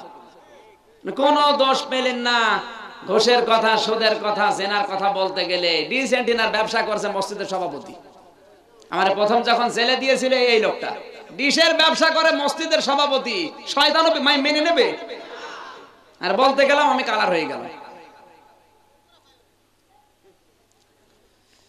এই জন্য যে পীর গুলো, যে আলেম গুলো, বক্তা গুলো আজ কোরআনের সঠিক কথাগুলো চেপে যায়, শুধু উপর উপরে উপর উপরে চলে যাচ্ছে। ধরি মাছ না সই পানি, এই কায়দায় যারা কেটে চলে যাচ্ছেন, দুনিয়ার মানুষকে ধোঁকা দিয়ে বোকা বানানো সহজ, আমিও দিতে পারি, কিন্তু ঝামেলা হয় আল্লাহর কাছে। আল্লাহর এরকম কাজ যারা করবে, আমি আল্লাহ কিন্তু তাদের সাথে কথাও বলবো না, পবিত্র করব না। আপনি যেই পীরের উপরে ভরসা করে আছেন, আল্লাহ তো ওর সাথে কথাও বলবে না, পবিত্রও করবে না, ও আপনার জন্য সুপারিশ করবে। কে কোন পাগল বলেছে আপনাকে? কারণ ওরই তো পজিশন নেই। আল্লাহ এই জন্য জানিয়েছে, আমার কাছে অন্যের জন্য কিছু বলতে চাও, নিজের জন্য ওই যে কিছু বলতে চাও, আগে পজিশন তৈরি করো। আমার কাছে তোমার কোনো মর্যাদা মূল্য আছে কি না, আগে ওইটা দেখো। আমার কাছে তোমার এই দাম নেই, তুমি অথচ 50 জনের দায়িত্ব নিয়ে বসে আছো। কারো উপরে ভরসা না। নবী পর্যন্ত বলেছিলেন আমার উপরে ভরসা করে লাভ নেই, নিজের কাজ যদি নিজে না করো। নবীজি যদি এ কথা বলতে পারে, কিসের পীর আর কিসের কুতুব বলেন তো? এগুলো সব ধোঁকাবাজি আর ভুয়া। ধোঁকা দিয়ে বোকা বানিয়ে মানুষের টাকা পয়সা এরা দুই হাত ইনকাম করছে। কথা বলেন না কেন? নবীজির উপরে ভরসা করেও লাভ নেই, কারণ নবী পর্যন্ত কিয়ামতে ইয়া নফসি ইয়া নফসি করবে, তা আমার কি হবে? আল্লাহ পাক বলেন ওয়াবতাগু ইলাইহিল ওয়াসিলা, আমি আল্লাহ পর্যন্ত পৌঁছানোর জন্য যে কোনো একটা মাধ্যম তালাশ করো। বাংলাদেশ, ভারত আর পাকিস্তান, এই তিনটা দেশে এই আয়াতের ব্যাখ্যা মানুষ উল্টা করছে। এরা বলছে আল্লাহর কাছে পৌঁছানোর জন্য মাধ্যম লাগবে, এই মাধ্যম হচ্ছে পীর সাহেব। অথচ আসল শব্দগুলো বলে না। পুরা কোরআন শরীফ আমি গবেষণা করে দেখেছি, আমার আল্লাহর জাত সম্পর্কে যেখানে প্রশ্ন, সেখানে কিন্তু আল্লাহ নবীকে মাইনাস করে, জিবরাইলকে মাইনাস করে সরাসরি উত্তর দিয়েছেন। পুরা কোরআন শরীফ এরকম 13 জায়গায় আছে। কয় জায়গায়? আরো জোরে। 13 জায়গায় আপনি পাবেন। প্রথমে সূরা বাকারা 186 নাম্বার আয়াত, ওয়াইদা সাআলাকা ইবাদি আন্নি ফাইন্নি করিব উজিবু দাওয়াতাদ দাঈ ইযা দাআনি ফালইস্তাজিবু লি ওয়াল ইউমিনু বিলাআল্লাহুম ইয়ারশুদুন। জোরে বলেন আল্লাহু আকবার। আল্লাহ তাআলা বলেন আমার বান্দারা যদি প্রশ্ন করে আমি আল্লাহ কোথায়, আল্লাহ কিন্তু বলেন না কুল, হে নবী আপনি বলেন না ফাইন্নি করিব, আল্লাহ নিজে উত্তর দিচ্ছে আমি একেবারেই নিকটে। সুবহানাল্লাহ বলতে পারেন নাই? আল্লাহ সম্পর্কে যেখানে প্রশ্ন সেখানে জিবরাইলকে বাদ, নবীকে বাদ, রাসূলকে বাদ, সরাসরি উত্তর দিচ্ছে কে? আরো জোরে বলা লাগবে। 2 নম্বরে সূরা মুমিন 60 নাম্বার আয়াত আল্লাহ জানিয়েছেন ক্বালা রাব্বুকুম উদউনি আস্তাজিব লাকুম, আমাকে ডাকো আমি আল্লাহ ডাকের সাড়া দেব। এখানে কোনো মাধ্যম আছে? বলেন। তিন নম্বরে নাহনু আকরাবু ইলাইহি মিন হাবলিল ওয়ারিদ, সূরা কফের 16 নম্বর আয়াত। আল্লাহ পাক বলেন, আমি আমার বান্দার ধমনীর চাইতেও নিকটে, শাহরগের চাইতেও নিকটে। এখানে কোন নবী রাসূল ফেরেশতাকে মাধ্যম আল্লাহ বানান নাই। ওমা কুননা আনিল খালকি গাফিলিন, সূরা মুমিনুন, ওটা মুমিন আর এটা মুমিনুন 17 নম্বর আয়াতের শেষের দিকে আছে। আল্লাহ তাআলা বলেন, আমার কোন সৃষ্টি সম্পর্কে আমি গাফিল না। আলাইসাল্লাহু বিকাফিন আবদা, সূরা জুমারের 36 নম্বর আয়াতের শেষের দিকে আছে আর প্রথম দিকে আছে। আল্লাহ তাআলা বলেন, আমি কি আমার বান্দার জন্য যথেষ্ট না যে মাধ্যম লাগবে? এরকম 13টা জায়গায় কোরআনে আয়াত পেয়েছি আমি, যেখানে আল্লাহ তার জাত সম্পর্কে প্রশ্ন দিয়েছেন, সেখানে সব মাইনাস। কোন ভায়া মিডিয়া মাধ্যম কিচ্ছু লাগবে না, সরাসরি আল্লাহর কাছে বলবেন, আল্লাহ সরাসরি উত্তর দেবেন। কিন্তু 2 নম্বরের বিষয় কি, যেখানে শরীয়ত সম্পর্কে কোনো মাসলা মাসাইল আমার আল্লাহ জানাতে চেয়েছেন, সেখানে কিন্তু সরাসরি আল্লাহ বলেননি। হয় জিবরাইলকে দিয়ে, রাসূলকে দিয়ে আল্লাহ বলাচ্ছেন। যেমন সূরা বাকারা 189 নম্বর আয়াতের ভেতরে আল্লাহ জানিয়েছেন, আসআলুনাকা আনিল আহিল্লা কুল হিয়া মাওয়াকিতু লিন-নাসি ওয়াল হাজ। হে নবী, মানুষ যদি প্রশ্ন করে চাঁদ বড় হয় ছোট হয় কেন, আপনি বলেন এটা ক্যালেন্ডার। সুবহানাল্লাহ বলতে পারেন নাই? মাঝখানে কি আছে? কুল, কি আছে? হে নবী আপনি বলেন, কারণ এটা শরীয়তের একটা বিধান। মানুষ জিজ্ঞাসা করছে আপনাকে মাসলা, আপনি বলে দেন এটা দুনিয়ার ক্যালেন্ডার। ইয়াসালুনাকা মাযা ইউনফিকুন, সূরা বাকারা 2 নম্বর পারা 12 নম্বর পৃষ্ঠা 14 নম্বর লাইনের 215 নম্বর আয়াতের প্রথম অংশে আছে। যদি মানুষ জিজ্ঞাসা করে যে টাকা পয়সা খরচ করব কোন জায়গায়, কুল মা আনফাকতুম মিন খায়রিন ফালিল ওয়ালিদাইনি ওয়াল আকরাবিন। হে নবী, দুনিয়ার মানুষকে আপনি এই কথা বলেন, টাকা পয়সা খরচ করো ভালো ভালো জায়গায়, ভালো কাজ যত আছে তার 1 নাম্বার কাজ মা বাবার জন্য খরচ করা। সুতরাং মায়ের জন্য বাবার জন্য কেউ যদি খরচ করে, ওটা খরচ না, আল্লাহর রাস্তায় সাদকা করা সওয়াব হয়। জোরে বলেন সুবহানাল্লাহ। আপনি অন্য কোন জায়গায় কৃপণতা করেন, আপনাকে আমি নিষেধ করছি না, কিন্তু এই জায়গায় এসে কৃপণতা করবেন না। এটা পান কিনতে বলেছে, আপনার মনে থাকে না, 3 সপ্তাহ পরে আপনার মনে হয়। কথা বলছেন না? একটা স্যান্ডেল কিনতে বলেছে 6 মাস আগে, আপনার মনে নেই, অথচ সব কাজ দুনিয়ায় চলে যাচ্ছে। এই জায়গায় খরচ করলে ওটার হিসাব আল্লাহর কাছে দেওয়া লাগবে না, কারণ মা বাবাকে খুশি রাখার জন্য, কিন্তু জায়েজ পন্থায় না, জায়েজ কোনো পন্থায় না। মা বাবাকে আনন্দ দেওয়ার জন্য, সেবা করার জন্য যাতে টাকা পয়সা খরচ করেন নির্দেশ দিচ্ছে আল্লাহ সরাসরি নিজে 1 নম্বরে। কয় নম্বরে? এরপরে আস্তে আস্তে কয়েকটা মানুষের নাম আছে। এরপরে যত জায়গায় এরকম আমি প্রায় 17টা না কয়টা পেয়েছি। যত জায়গায় আল্লাহ মাসলা মাসাইল জানাতে চেয়েছে, সেখানে কোনো একটা মাধ্যম হয় জিবরাইলকে অথবা রাসূলকে দিয়ে আল্লাহ মানুষকে জানিয়েছেন, কুল, হে নবী আপনি বলেন।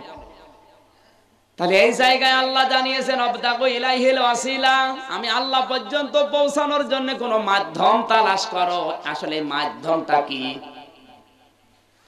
আল্লাহ যেহেতু মাধ্যম তালাশ করার জন্য বললেন, আর আমরাও মাধ্যম তালাশ করছি। সেই মাধ্যম হচ্ছে পীর সাহেব, বাবা, কবর, নাকি? আমি 18 গিয়েছিলাম, এই যে কোরআন আমার সামনে, 3 বার গিয়েছি। আসরের নামাজ পড়ে বসে আছি, ইমাম সাহেব নামাজ শেষ করার পরে বলছে, সবাই ঘুরে বসেন বাবার দিকে, বাবা এখন ফয়েজ দেবে। আমি কথাটা বলছি শিক্ষার জন্য। আমি বসে আছি, আমারে বলছে তাড়াতাড়ি ঘোরেন। ঘুরে পড়লাম, কই কোনো ফয়েজ নেই। আবার যেদিকে মুখ ছিল ওইদিকে ঘুরে আসলাম। ইমাম সাহেব এই আয়াতটাই তেলাওয়াত করেছিল, ইয়া আইয়ুহাল্লাযীনা আমানু তাকুল্লাহা ওয়াবতাগু ইলাইহিল ওয়াসিলা। এ পর্যন্ত আর পড়ে নাই। ওহে যারা ঈমানের দাবি করো, আল্লাহকে ভয় করো, আর আল্লাহকে পাওয়ার জন্য যে কোনো একটা মাধ্যম তালাশ করো, আর এই মাধ্যমটা হচ্ছে খাজা বাবা। সাধারণ মানুষ ওরা মনে করছে কোরআনের আয়াত যখন ইমাম সাহেব পড়ছে এত বড় দাড়িওয়ালা হুজুর এমন হয় হতেও পারে, কিন্তু আসল কথাটা আর ওইটা না। আসল কথা কি আমি আপনাকে বলছি, আপনি দরকার তাফসীর গুলো কিনে মিলান।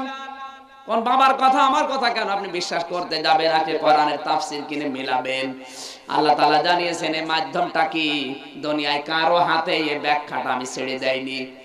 আল্লাহ যদি বলতো আবতাগু ইলাইহিল ওয়াসিলা এ পর্যন্ত দিলাম, তাহলে দুনিয়ার মানুষ এত স্বার্থপর, যে যেই দলে আছে ওই দলীয় কায়দায় মাধ্যম তালাশ করে মিলিয়ে নিত। এজন্য আল্লাহ কারো হাতে ব্যাখ্যাটা ছেড়ে দেয় না। আল্লাহ বলেন ব্যাখ্যা আমি নিজে করব। আমাকে পাওয়ার জন্য যে মাধ্যম লাগবে, যে পথ লাগবে, ওই পথটা কি, ওই মাধ্যমটা কি আমি আল্লাহ বলে দিলাম। এটা পীর না, এটা কবর না, এটা জিকির না, এটা ফিকির না, এটা দাওয়াত না, এটা কি ওয়াজাহিদু ফি সাবিলিহি। আমি আল্লাহর রাস্তায় জিহাদ করা লাগবে। কার রাস্তায়? আরো জোরে কথাটা বোঝার চেষ্টা করেন, আপনি উল্টা দিকে নিয়ে যাবেন না। ওয়াজাহিদু ফি সাবিলিহি না দিয়ে আল্লাহ ওয়াজাহিদু না দিয়ে ওয়াজিকরুল্লাহি আকবার আল্লাহ দিতে পারতো, যে জিকির করো এইটাই বড় মাধ্যম, পারতো না বলতে? অথবা বলতে পারতো আল্লাহ যে কবরের কাছে সেজদা দাও এইটাই বড় মাধ্যম, পীর সাহেবের হাতে ধরে বসে থাকো এটাই বড় মাধ্যম। আল্লাহ দুনিয়ার কারো নাম না দিয়ে ওয়াজাহিদু দিলেন কেন? আর শব্দের দিকে খেয়াল করে মনে হচ্ছে যে কেমন গরম শব্দ। ওয়াজাহিদু কেন দিলেন এখন এই জিহাদটা কি? আর হওয়া লাগবে ফি সাবিলিহি, কার রাস্তায়? জিহাদ কিন্তু বাংলাদেশে বিভিন্ন কায়দায় হচ্ছে, আল্লাহর নাম নিয়েও অনেকে আল্লাহর রাস্তার বিরুদ্ধে চলে যাচ্ছে। বিশেষ করে যে জিএমবি, জঙ্গি, হারকাতুল জিহাদ, বিভিন্ন নাম দিয়া যেগুলো মানুষ করছে, একটাও জিহাদের পথ না। জিহাদের পথ 5টা। কয়টা? আরো জোরে বলেন। আমি তাফসীর থেকে গবেষণা করে করে এই বিষয়গুলো লিখেছি। জিহাদের অর্থ পড়া কোরআন শরীফে 5টা। কয়টা? আরো জোরে। 5টা বিষয়ের সমন্বয়ে শব্দটা গঠিত। পুরা কোরআন শরীফে 5 ভাগে জিহাদ শব্দটা ব্যবহার হয়েছে 5টি অর্থে। 1 নম্বরে দাওয়াতে ইলাল্লাহ, 2 নম্বরে কিতাল ফি সাবিলিল্লাহ, 3 নম্বরে শাহাদাতে আলান নাস, 4 নম্বরে ইকামতে দ্বীন, 5 নম্বরে আমল বিল মারুফ নাহি আনিল মুনকার। আল্লাহু আকবার বলতে পারেন নাই? এখন এই 5টা বিষয় আমরা একটা একটা করে ব্যাখ্যা করব। এগুলোর আবার দলিল লাগবে, আমি বললেই তো হবে না। প্রত্যেকটা কথার পেছনে কোরআনের হাদিসের দলিল আছে না নেই? দাওয়াতে ইলাল্লাহ আমার আল্লাহ নিজে দলিল দিচ্ছেন। আমি আজকের পরিবেশটা ভালো নেই, আমি থিওরি গুলো বলে দিচ্ছি, আপনি একটু নোট করে নিন, তুলে নিন। 1 নম্বরে সূরা হামিম সিজদা 33 নম্বর আয়াতে আল্লাহ এই দাওয়াতে ইলাল্লাহর দলিল দিয়েছেন। আমান আহসানু কাওলাম মিম্মান দাআ ইলাল্লাহি ওয়া আমিলা সালিহা ওয়া ক্বালা ইন্নানি মিনাল মুসলিমিন। এইটা একটা জিহাদ। এটা কি? আরো জোরে বলেন। আল্লাহর দিকে মানুষকে ডাকা এটা বড় জিহাদ আল্লাহর কাছে। এজন্য আহসান দিয়েছেন। সব চাইতে সুন্দর কথা, ভালো কথা ওই লোকটা বলে যে ব্যক্তি আমি আল্লাহর দিকে মানুষকে ডাকে আর নিজে ভালো ভালো কাজের আঞ্জাম দেয় আর বলে আমি মুসলমান। জোরে বলে সুবহানাল্লাহ। 2 নম্বরে সূরা বাকারার 216 নম্বর আয়াতে আল্লাহ দিয়েছেন কিতাল ফি সাবিলিল্লাহ কুতিবা আলাইকুমুল কিতাল। তোমাদের উপর আমি কিতাল এটা লিখে সই স্বাক্ষর করে দলিল করে দিলাম। আহওয়া কুরহুল লাকুম, যদিও এটা তোমাদের অনেকের কাছে অপছন্দনীয় মনে হবে। সুতরাং যে প্রয়োজনে কিতাল ফি সাবিলিল্লাহ এইটাও জিহাদের অন্তর্ভুক্ত। কথা বলেন। 3 নম্বরে সূরা বাকারার 143 নম্বর আয়াত শাহাদাতে আলান নাস আমার আল্লাহ দিয়েছেন তোমাদেরকে আমি দুনিয়ায় মধ্যমপন্থী জাতি বানিয়েছি। ওয়াকাযালিকা জাআলনাকুম উম্মাতাও ওয়াসাতাল লিতাকুনু শুহাদা আলান নাস। তোমাদেরকে আমি আল্লাহ মধ্যমপন্থী জাতি বানিয়েছে কেন? তোমাদের দেখে দুনিয়ার অন্য জাতিরা ব্যবসা শিখবে, তোমাদের দেখে অন্য জাতিরা সততা শিখবে, তোমাদের দেশে অন্য জাতিরা বিচার করা শিখবে। সুবহানাল্লাহ বলতে পারেন নাই? আমরা কি এরকম হতে পেরেছি আজ? তাহলে আপনি কিসের জিহাদ করছেন?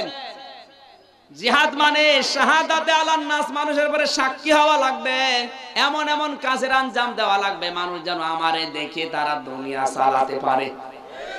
4 নম্বরে সূরা সূরার 13 নম্বর আয়াতে আছে একামাতে আদিন, আল্লাহ বলেন শারআ লাকুম মিনাদ-দীনি মা ওয়াসসা বিহি নূহা ওয়াল্লাযী আওহাইনা ইলাইকা ইলা আখিরি আয়াত। সূরা সূরার 13 নম্বর আয়াতে আল্লাহ জানিয়েছেন আমি নির্ধারিত করে দিলাম তোমাকে শুধু না, যত নবী দুনিয়ায় পাঠিয়েছিলাম বিশেষ করে 4 জনের নাম এখানে স্পেশাল আমি দিলাম, নূহ নবী, ইব্রাহিম নবী, মুসা নবী, ঈসা নবী। সুবহানাল্লাহ বলতে পারেন না? তাদের প্রত্যেককে ওহী নাযিল করে জানিয়েছিলেন আকিমুদ্দিন, আমার ইসলাম আমার দিন কায়েম করো। হে নবী আপনাকেও বললাম দিন কায়েম করো। তাহলে দিন কায়েম করার যে সমস্ত পন্থাগুলো নবীজি নিয়েছিলেন, সাহাবীরা নিয়েছিলেন, ওই পন্থায় কাজ করা, এগিয়ে যাওয়া, এটাও জিহাদ ফি সাবিলিল্লাহ। 5 নম্বরে আমল বিল মারুফ নাহি আনিল মুনকার। সূরা আলে ইমরানের 110 নম্বর আয়াতে আল্লাহ দলিল দিচ্ছেন কুনতুম খায়রা উম্মাতিন উখরিজাত লিন-নাস তা'মুরুনা বিল মারুফি ওয়া তানহাউনা আনিল মুনকার ওয়া তু'মিনুনা বিল্লাহ। জোরে বলেন আল্লাহু আকবার। আপনি সৎ কাজে আদেশ দেওয়া লাগবে, অন্যায় কাজে বাধা দেওয়া লাগবে। এই যে তা'মুরুনা বিল মারুফ, উরফুন শব্দ থেকে এটা এসেছে, ভালো কাজের সাথে পরিচিত হওয়া, ভালো কাজগুলো প্রতিষ্ঠিত করে মানুষকে ভালো কাজের সাথে লাগিয়ে দেওয়া, এইটাও কিন্তু জিহাদ। আপনি ভালো কাজ প্রতিষ্ঠিত করে মানুষকে ভালো কাজে লাগান তো না, আর অন্যায়গুলো আমদানি করে মানুষের চরিত্র আপনি ধ্বংস করছেন। আমি কি নিচে নামবো? মেলার নাম দিয়ে বই মেলা, শিশু মেলা, শিশু নেই, শুধু শিশুর খালার আর মারা, এদেরকে দিয়ে আপনি শুরু করেছেন বেপরদা উলঙ্গপনা। যত অ্যাক্সিডেন্ট হবে ওই মেলায়, অ্যাক্সিডেন্ট বোঝেন, যত রকমের অ্যাক্সিডেন্ট হবে, চোখের অ্যাক্সিডেন্ট, হাতের, আমি আর নিচে নামলাম না, যত রকমের অ্যাক্সিডেন্ট হবে আপনার আমল নামায় কিন্তু ফেলাক্সে লোড হয়ে যাবে। আর আপনি যদি ভালো কাজের আঞ্জামগুলো দিতেন, ভালো ভালো কাজ যদি মানবতার উপকারের জন্য ছড়িয়ে দিতেন, যত মানুষ ওখান থেকে চরিত্র সংশোধন করত, এই ভালো কাজের সাথে পরিচিত হওয়া, ভালো কাজের আঞ্জাম দেওয়া, এইটাও জিহাদ ফি সাবিলিল্লাহ। জোরে বলেন সুবহানাল্লাহ। আল্লাহ পাক বলেন এই জিহাদটাই করতে হবে, ওয়াজাহিদু ফিল্লাহি হাক্কা জিহাদি। সূরা হজের 78 নম্বর আয়াতের মাঝের অংশে আছে জিহাদ করো জিহাদ করার মতো। তার মানে 5টা জিনিস সামনে রেখে জিহাদ করো। 1 নম্বরে দাওয়াত দেওয়া, এটাও জিহাদ, কথা বলেন না কেন? 2 নম্বরে আল্লাহর রাস্তায় হত্যাও করা লাগতে পারে, জিহাদের ময়দানে এরকম পরিবেশ আসলে তরবারি অস্ত্র ব্যবহার করা লাগতে পারে, ওইটাও জিহাদ। 3 নম্বরে মানুষের উপরে আপনার জীবনটা, আপনার পরিবারটা, আপনার সমাজটা এমন ভাবে তৈরি করবেন যেন অন্য জাতির লোকেরা আপনাকে দেখে শিক্ষা নিয়ে তাদের জীবন চালাতে পারে। আল্লাহর নবী কিন্তু এইটাই করেছিলেন। যত মানুষ তার আদর্শ দিয়ে ইসলামে নিয়ে এসেছেন, উনি কিন্তু জিহাদ করে অত মানুষ, তার মানে অস্ত্র দিয়ে মোকাবেলা করে অত মানুষ আনতে পারেন নাই। মানে আদর্শ দিয়ে নিয়ে এসেছিলেন। সুতরাং আপনার আদর্শ যখন উন্নত হবে, আপনার চরিত্র দেখে যখন অন্য জাতিরা মনে করবে না মুসলমানরা ব্যবসা করছে, এইভাবে মানুষকে ঠকায় না, আপনাকে দেখে তারা ব্যবসা আরম্ভ করবে, এটাও জিহাদ। এটা কি? এরকম জিহাদ তো আমরা ঘরে ঘরে করছি। এসব জিহাদ নেই। লবণের ভেতরে বালি দেওয়া জিহাদ চলছে, ঘর বানাতে গিয়ে রড নাতে বাঁশ দেওয়ার জিহাদ চলছে। একে জিহাদ? তোমারও আল্লাহ বাঁশ দেবে, ঠিক বললো কে গো? এরপরে একামতে আদিন, আপনি যাই করেন দুনিয়া আপনার টার্গেট থাকা লাগবে ইসলাম কি করে সংসদে যায়। 96% মুসলমান, হিন্দুদের কথা, খ্রিস্টানদের কথা, বৌদ্ধদের কথা বাদ দিলাম, 96% মুসলমানের নারী পুরুষের একটাই টার্গেট থাকা লাগবে, বাংলাদেশে আমরা বাস করি, 96% ইসলাম কি করে সংসদে যায় ওই চেষ্টা করা লাগবে।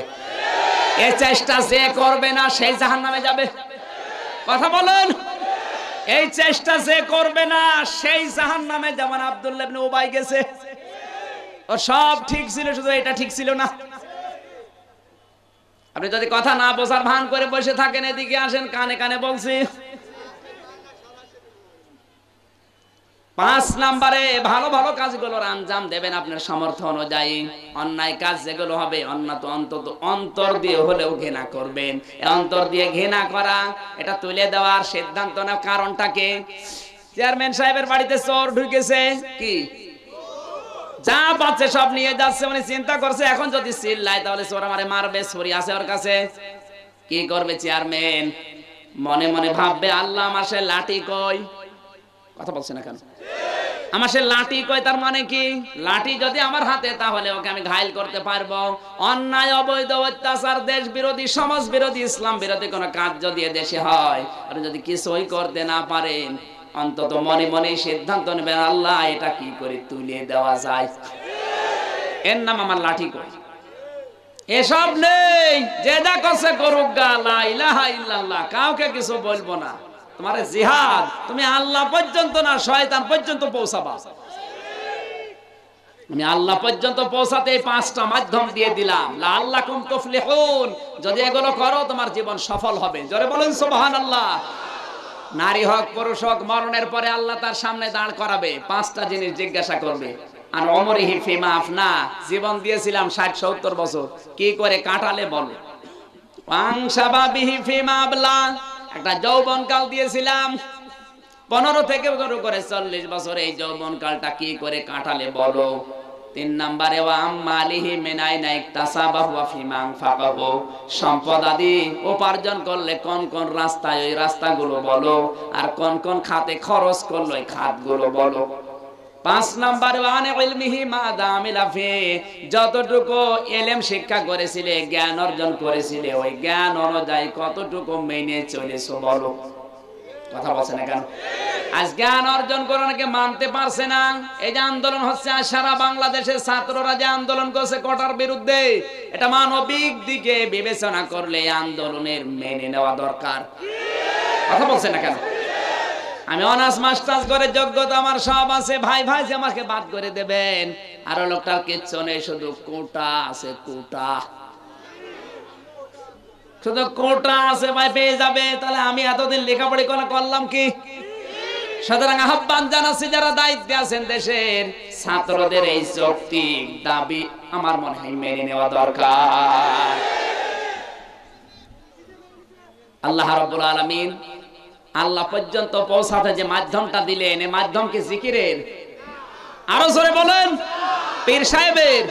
হ্যাঁ, আপনি পীরের কাছে যাবেন জিকির শিখতে, ইসলাম শিখতে, যেটা জানেন না ওইটা। তাহলে গরু ছাগল নিয়ে যাবেন, বউ নিয়ে যাবেন, এটা পীর না, এটা শয়তান। আল্লাহ রাব্বুল আলামিন তার দরবারে আমাদের জন্য একটা আসন তৈরি হয়। প্রধানমন্ত্রীর কাছে একটা আসন পেতে হলে যেমন কষ্ট করা লাগে, শ্রম দেওয়া লাগে, প্রধানমন্ত্রীর চাইতে আল্লাহর পাওয়ার কম। সুতরাং তার কাছে যদি আপনার একটা চেয়ার বানাতে হয়, কত কষ্ট করা লাগবে চিন্তা করে মারা যান। এই চিন্তাটা যেন তৈরি হয় যে আল্লাহ তোমার কাছে আমার কোনো পজিশন আছে তো, নাকি আমি কুকুরের মতো? তোমার কাছে আমার কোনো পজিশন আছে? যদি না হয়, আমি আজকে থেকেই তোমার কাছে একটা চেয়ার বানানোর জন্য চেষ্টা করব। তার মানে একটা ক্ষমতা, একটা পাওয়ার, একটা পজিশন, মর্যাদা যেন থাকে। কিয়ামতে যেন অন্তত তুমি আমার দিকে তাকাও। কথা বলেন না কেন? শেষ কথা বলছি, মা বোন যারা এসেছেন, জান্নাতে যাওয়া আপনাদের জন্য একেবারে সহজ ব্যবস্থা দিয়েছেন নবীজি। শুধু 5 ওয়াক্ত নামাজ দুনিয়ায় আদায় করেন যতদিন সুস্থ থাকেন। রমজানের রোজাগুলো আদায় করেন, সুস্থ থাকলে যে কয়টা পারবেন না পরবর্তীতে করে দেবেন। আর স্বামী যাদের আছে, জায়েজ কথাগুলো মেনে খুশি রাখেন। কখনো স্বামীর মনে দুঃখ দিতে পারবেন না, কারণ স্বামী যদি জায়েজ কোনো কাজে নারাজ হয়ে যায়, তামাম দুনিয়ার সব মানুষ আপনার উপরে রাজি থাকলেও আপনি জান্নাত পাবেন না। অনেক মহিলা ওই যে যারা কিন্ডারগার্টেনে ছেলে মেয়েদেরকে নিয়ে যায়, কেজি স্কুলে ছেলে মেয়েদেরকে দিয়ে বসে বসে গল্প করে, আমি নিজে শুনেছি। শাহিন ক্যাডেট স্কুলে দেখি বসে বসে গল্প করছে, সবাই আমারে দেখতে পারে, শুধু খোকার বাবাই আমি ওর মন পেলাম না। সবাই তোরে দেখতে পাওয়া দরকার কি? তোর মন পাওয়া দরকার তো খোকার বাবার। এই কথা বলে না কেন? যার মন পাওয়ার দরকার তার মন পায় না, ও সারা দেশের মন পেয়ে বসে আছে। আমি কি কথা বুঝতে পেরেছি? ওরা এরকম গল্প করে, আমি নিজে শুনেছি। আপনি একটু বিভিন্ন ক্যাডেট স্কুলে খোঁজ নেন, ছেলে মেয়ে তো পড়ছে আর ওরা সব স্বামীর গেবো, ওরে টান দেয় ও বউ, এক টানে স্বামীর বদনাম 2.5 ঘন্টা শেষ। নবীজি জানিয়েছেন মেয়েরা জাহান্নামে যাওয়ার কারণ দুইটা। 1 নম্বরে স্বামীর বদনাম করে যেখানে বসে, 2 নম্বরে এরা সারা জীবন সবকিছু দিয়েছেন, হঠাৎ যদি একটা জিনিস কম হয়ে যায় তখন খোঁটা দেয়। এলাকায় এরকম বউ তো নেই? কার বউ এরকম মন ছোট? হাত তোলেন তো ভাই। যে একজন, তাও তো একজন আছে। হ্যাঁ, আপনি ক্যামেরার সামনে আসে, আপনার কত বড় বুকের পাটা দেখছি, আমি হাত তুলতে সাহস পাচ্ছি না। মেয়েরা যারা এসেছেন পর্দায় থাকা লাগবে। শুধু ঘরের জ্বালানা, ঘরের পর্দা, জ্বালানার পর্দা আর টিভির পর্দা না, আপনার শরীরটা পর্দায় থাকা লাগবে। এটা যদি পর্দায় থাকে আপনার এই পেটে আমার আল্লাহ আল্লাহওয়ালা সন্তান আব্দুল কাদের জেলানের মতো সন্তান দান করবে। জোরে বলেন আমিন। মিডিয়া সন্ত্রাস করছে অনেকে আমার নাম নিয়ে, বিশেষ করে ছোট ভাই, দোলা ভাই, বড় ভাই, এরকম নাম দিয়ে অনেকে ইন্টারনেটে ছেড়ে দেয়। আমার কোনো ভাই নেই, আমি একা। অমক আপনার বড় ভাই, আমার বড় ভাই পাবো কোথায়? আমি তো একা। ওরা উল্টা পাল্টা কাজ করে ছেড়ে এমন কথা বলে, সরকারের বিরুদ্ধে বলে, প্রশাসনের বিরুদ্ধে বলে, তখন বলে আমির হামজা ছোট ভাই, দাঁড়া ওরে আগে ধরি। অথচ আমার ভাই নেই, নকল আমির হামজা বা ছোট ভাই, বড় ভাই, দোলা ভাই, দাঁত মুখ খুলে ফেলবেন। এগুলো সব চিটারি করে খাচ্ছে। আর মিডিয়ায় যেগুলো যারা ছাড়ছেন, আপনাদের হাতে পায়ে ধরে বলছে আমার সম্মান আর নষ্ট করবেন না। আপনি আমার কাছে জিজ্ঞাসা করেন যে আমি তুলতেছি, আমি শুনবো, তারপরে ছাড়তে পারবেন।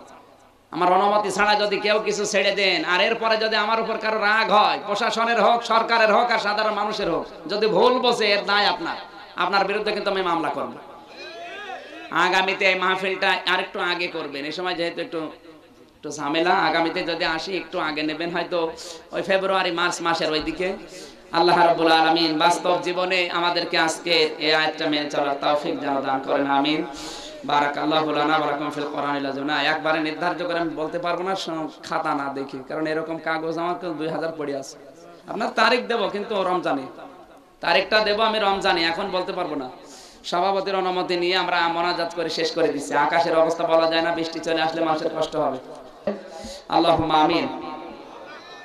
রব্বানা যালামনা আনফুসানা ওয়া ইল্লাম তাগফির লানা ওয়া তারহামনা লানাকুনান্না মিনাল খাসিরিন। রব্বুল আলামিন, আল্লাহ তাআলা তোমার বান্দা বান্দীদের এত আগ্রহ কোরআন শোনার জন্য, এরা তো সারা দিন সারা রাত ইন্টারনেটে আমার আলোচনাগুলো শুনতেছে।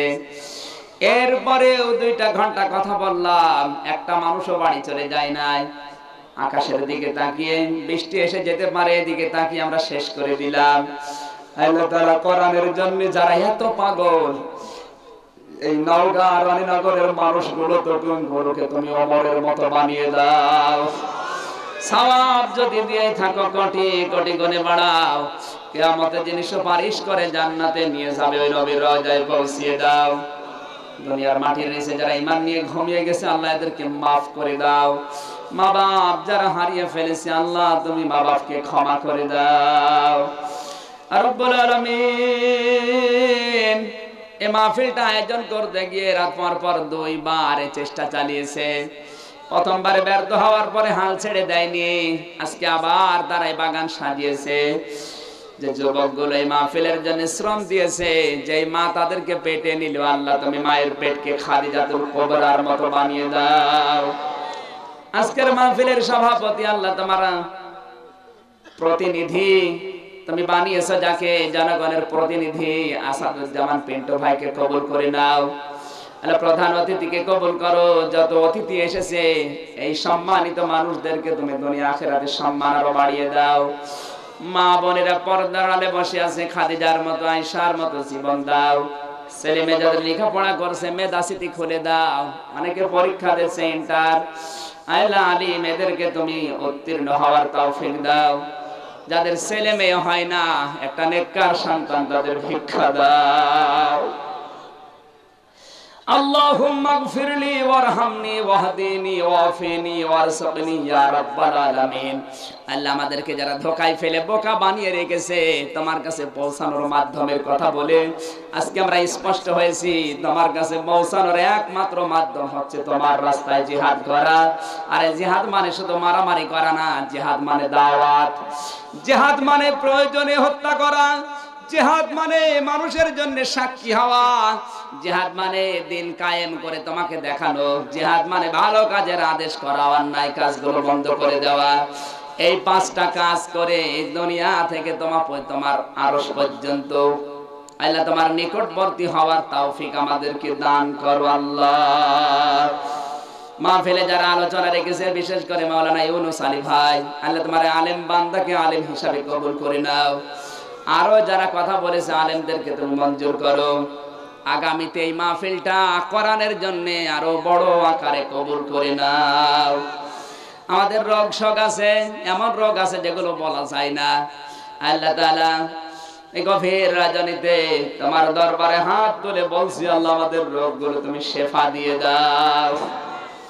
আমাদের দাঁতের রোগ, চোখের রোগ, কানের রোগ, শরীরের যত অঙ্গ প্রত্যঙ্গের রোগগুলো আছে, মানসিক শারীরিক ইমানের সব রোগ তুমি শেফায়ে কামেল আজেলা দাও। আল্লাহ তাআলা আমার সফর সঙ্গে মাওলানা হোসেন আহমেদ তার বাবাকে হারিয়ে ফেলেছে, মাফ করে দাও। আসাদুজ্জামান শাহিন ভাই সহ তাজিব সেন্টারের সম্মানিত পরিচালক মাওলানা আলী আহমদ আকন্দ সহ যত আলেম এসেছে, আলেমদেরকে তুমি অমরের মতো বানিয়ে দাও।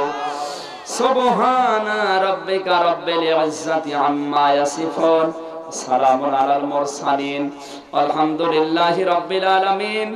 মরণ যেদিন আসবে, আমাদের এই নাপাক জবানটা তোমার কালেমা আমরা একবার চাই, লা ইলাহা ইল্লাল্লাহ মুহাম্মাদুর রাসূলুল্লাহ।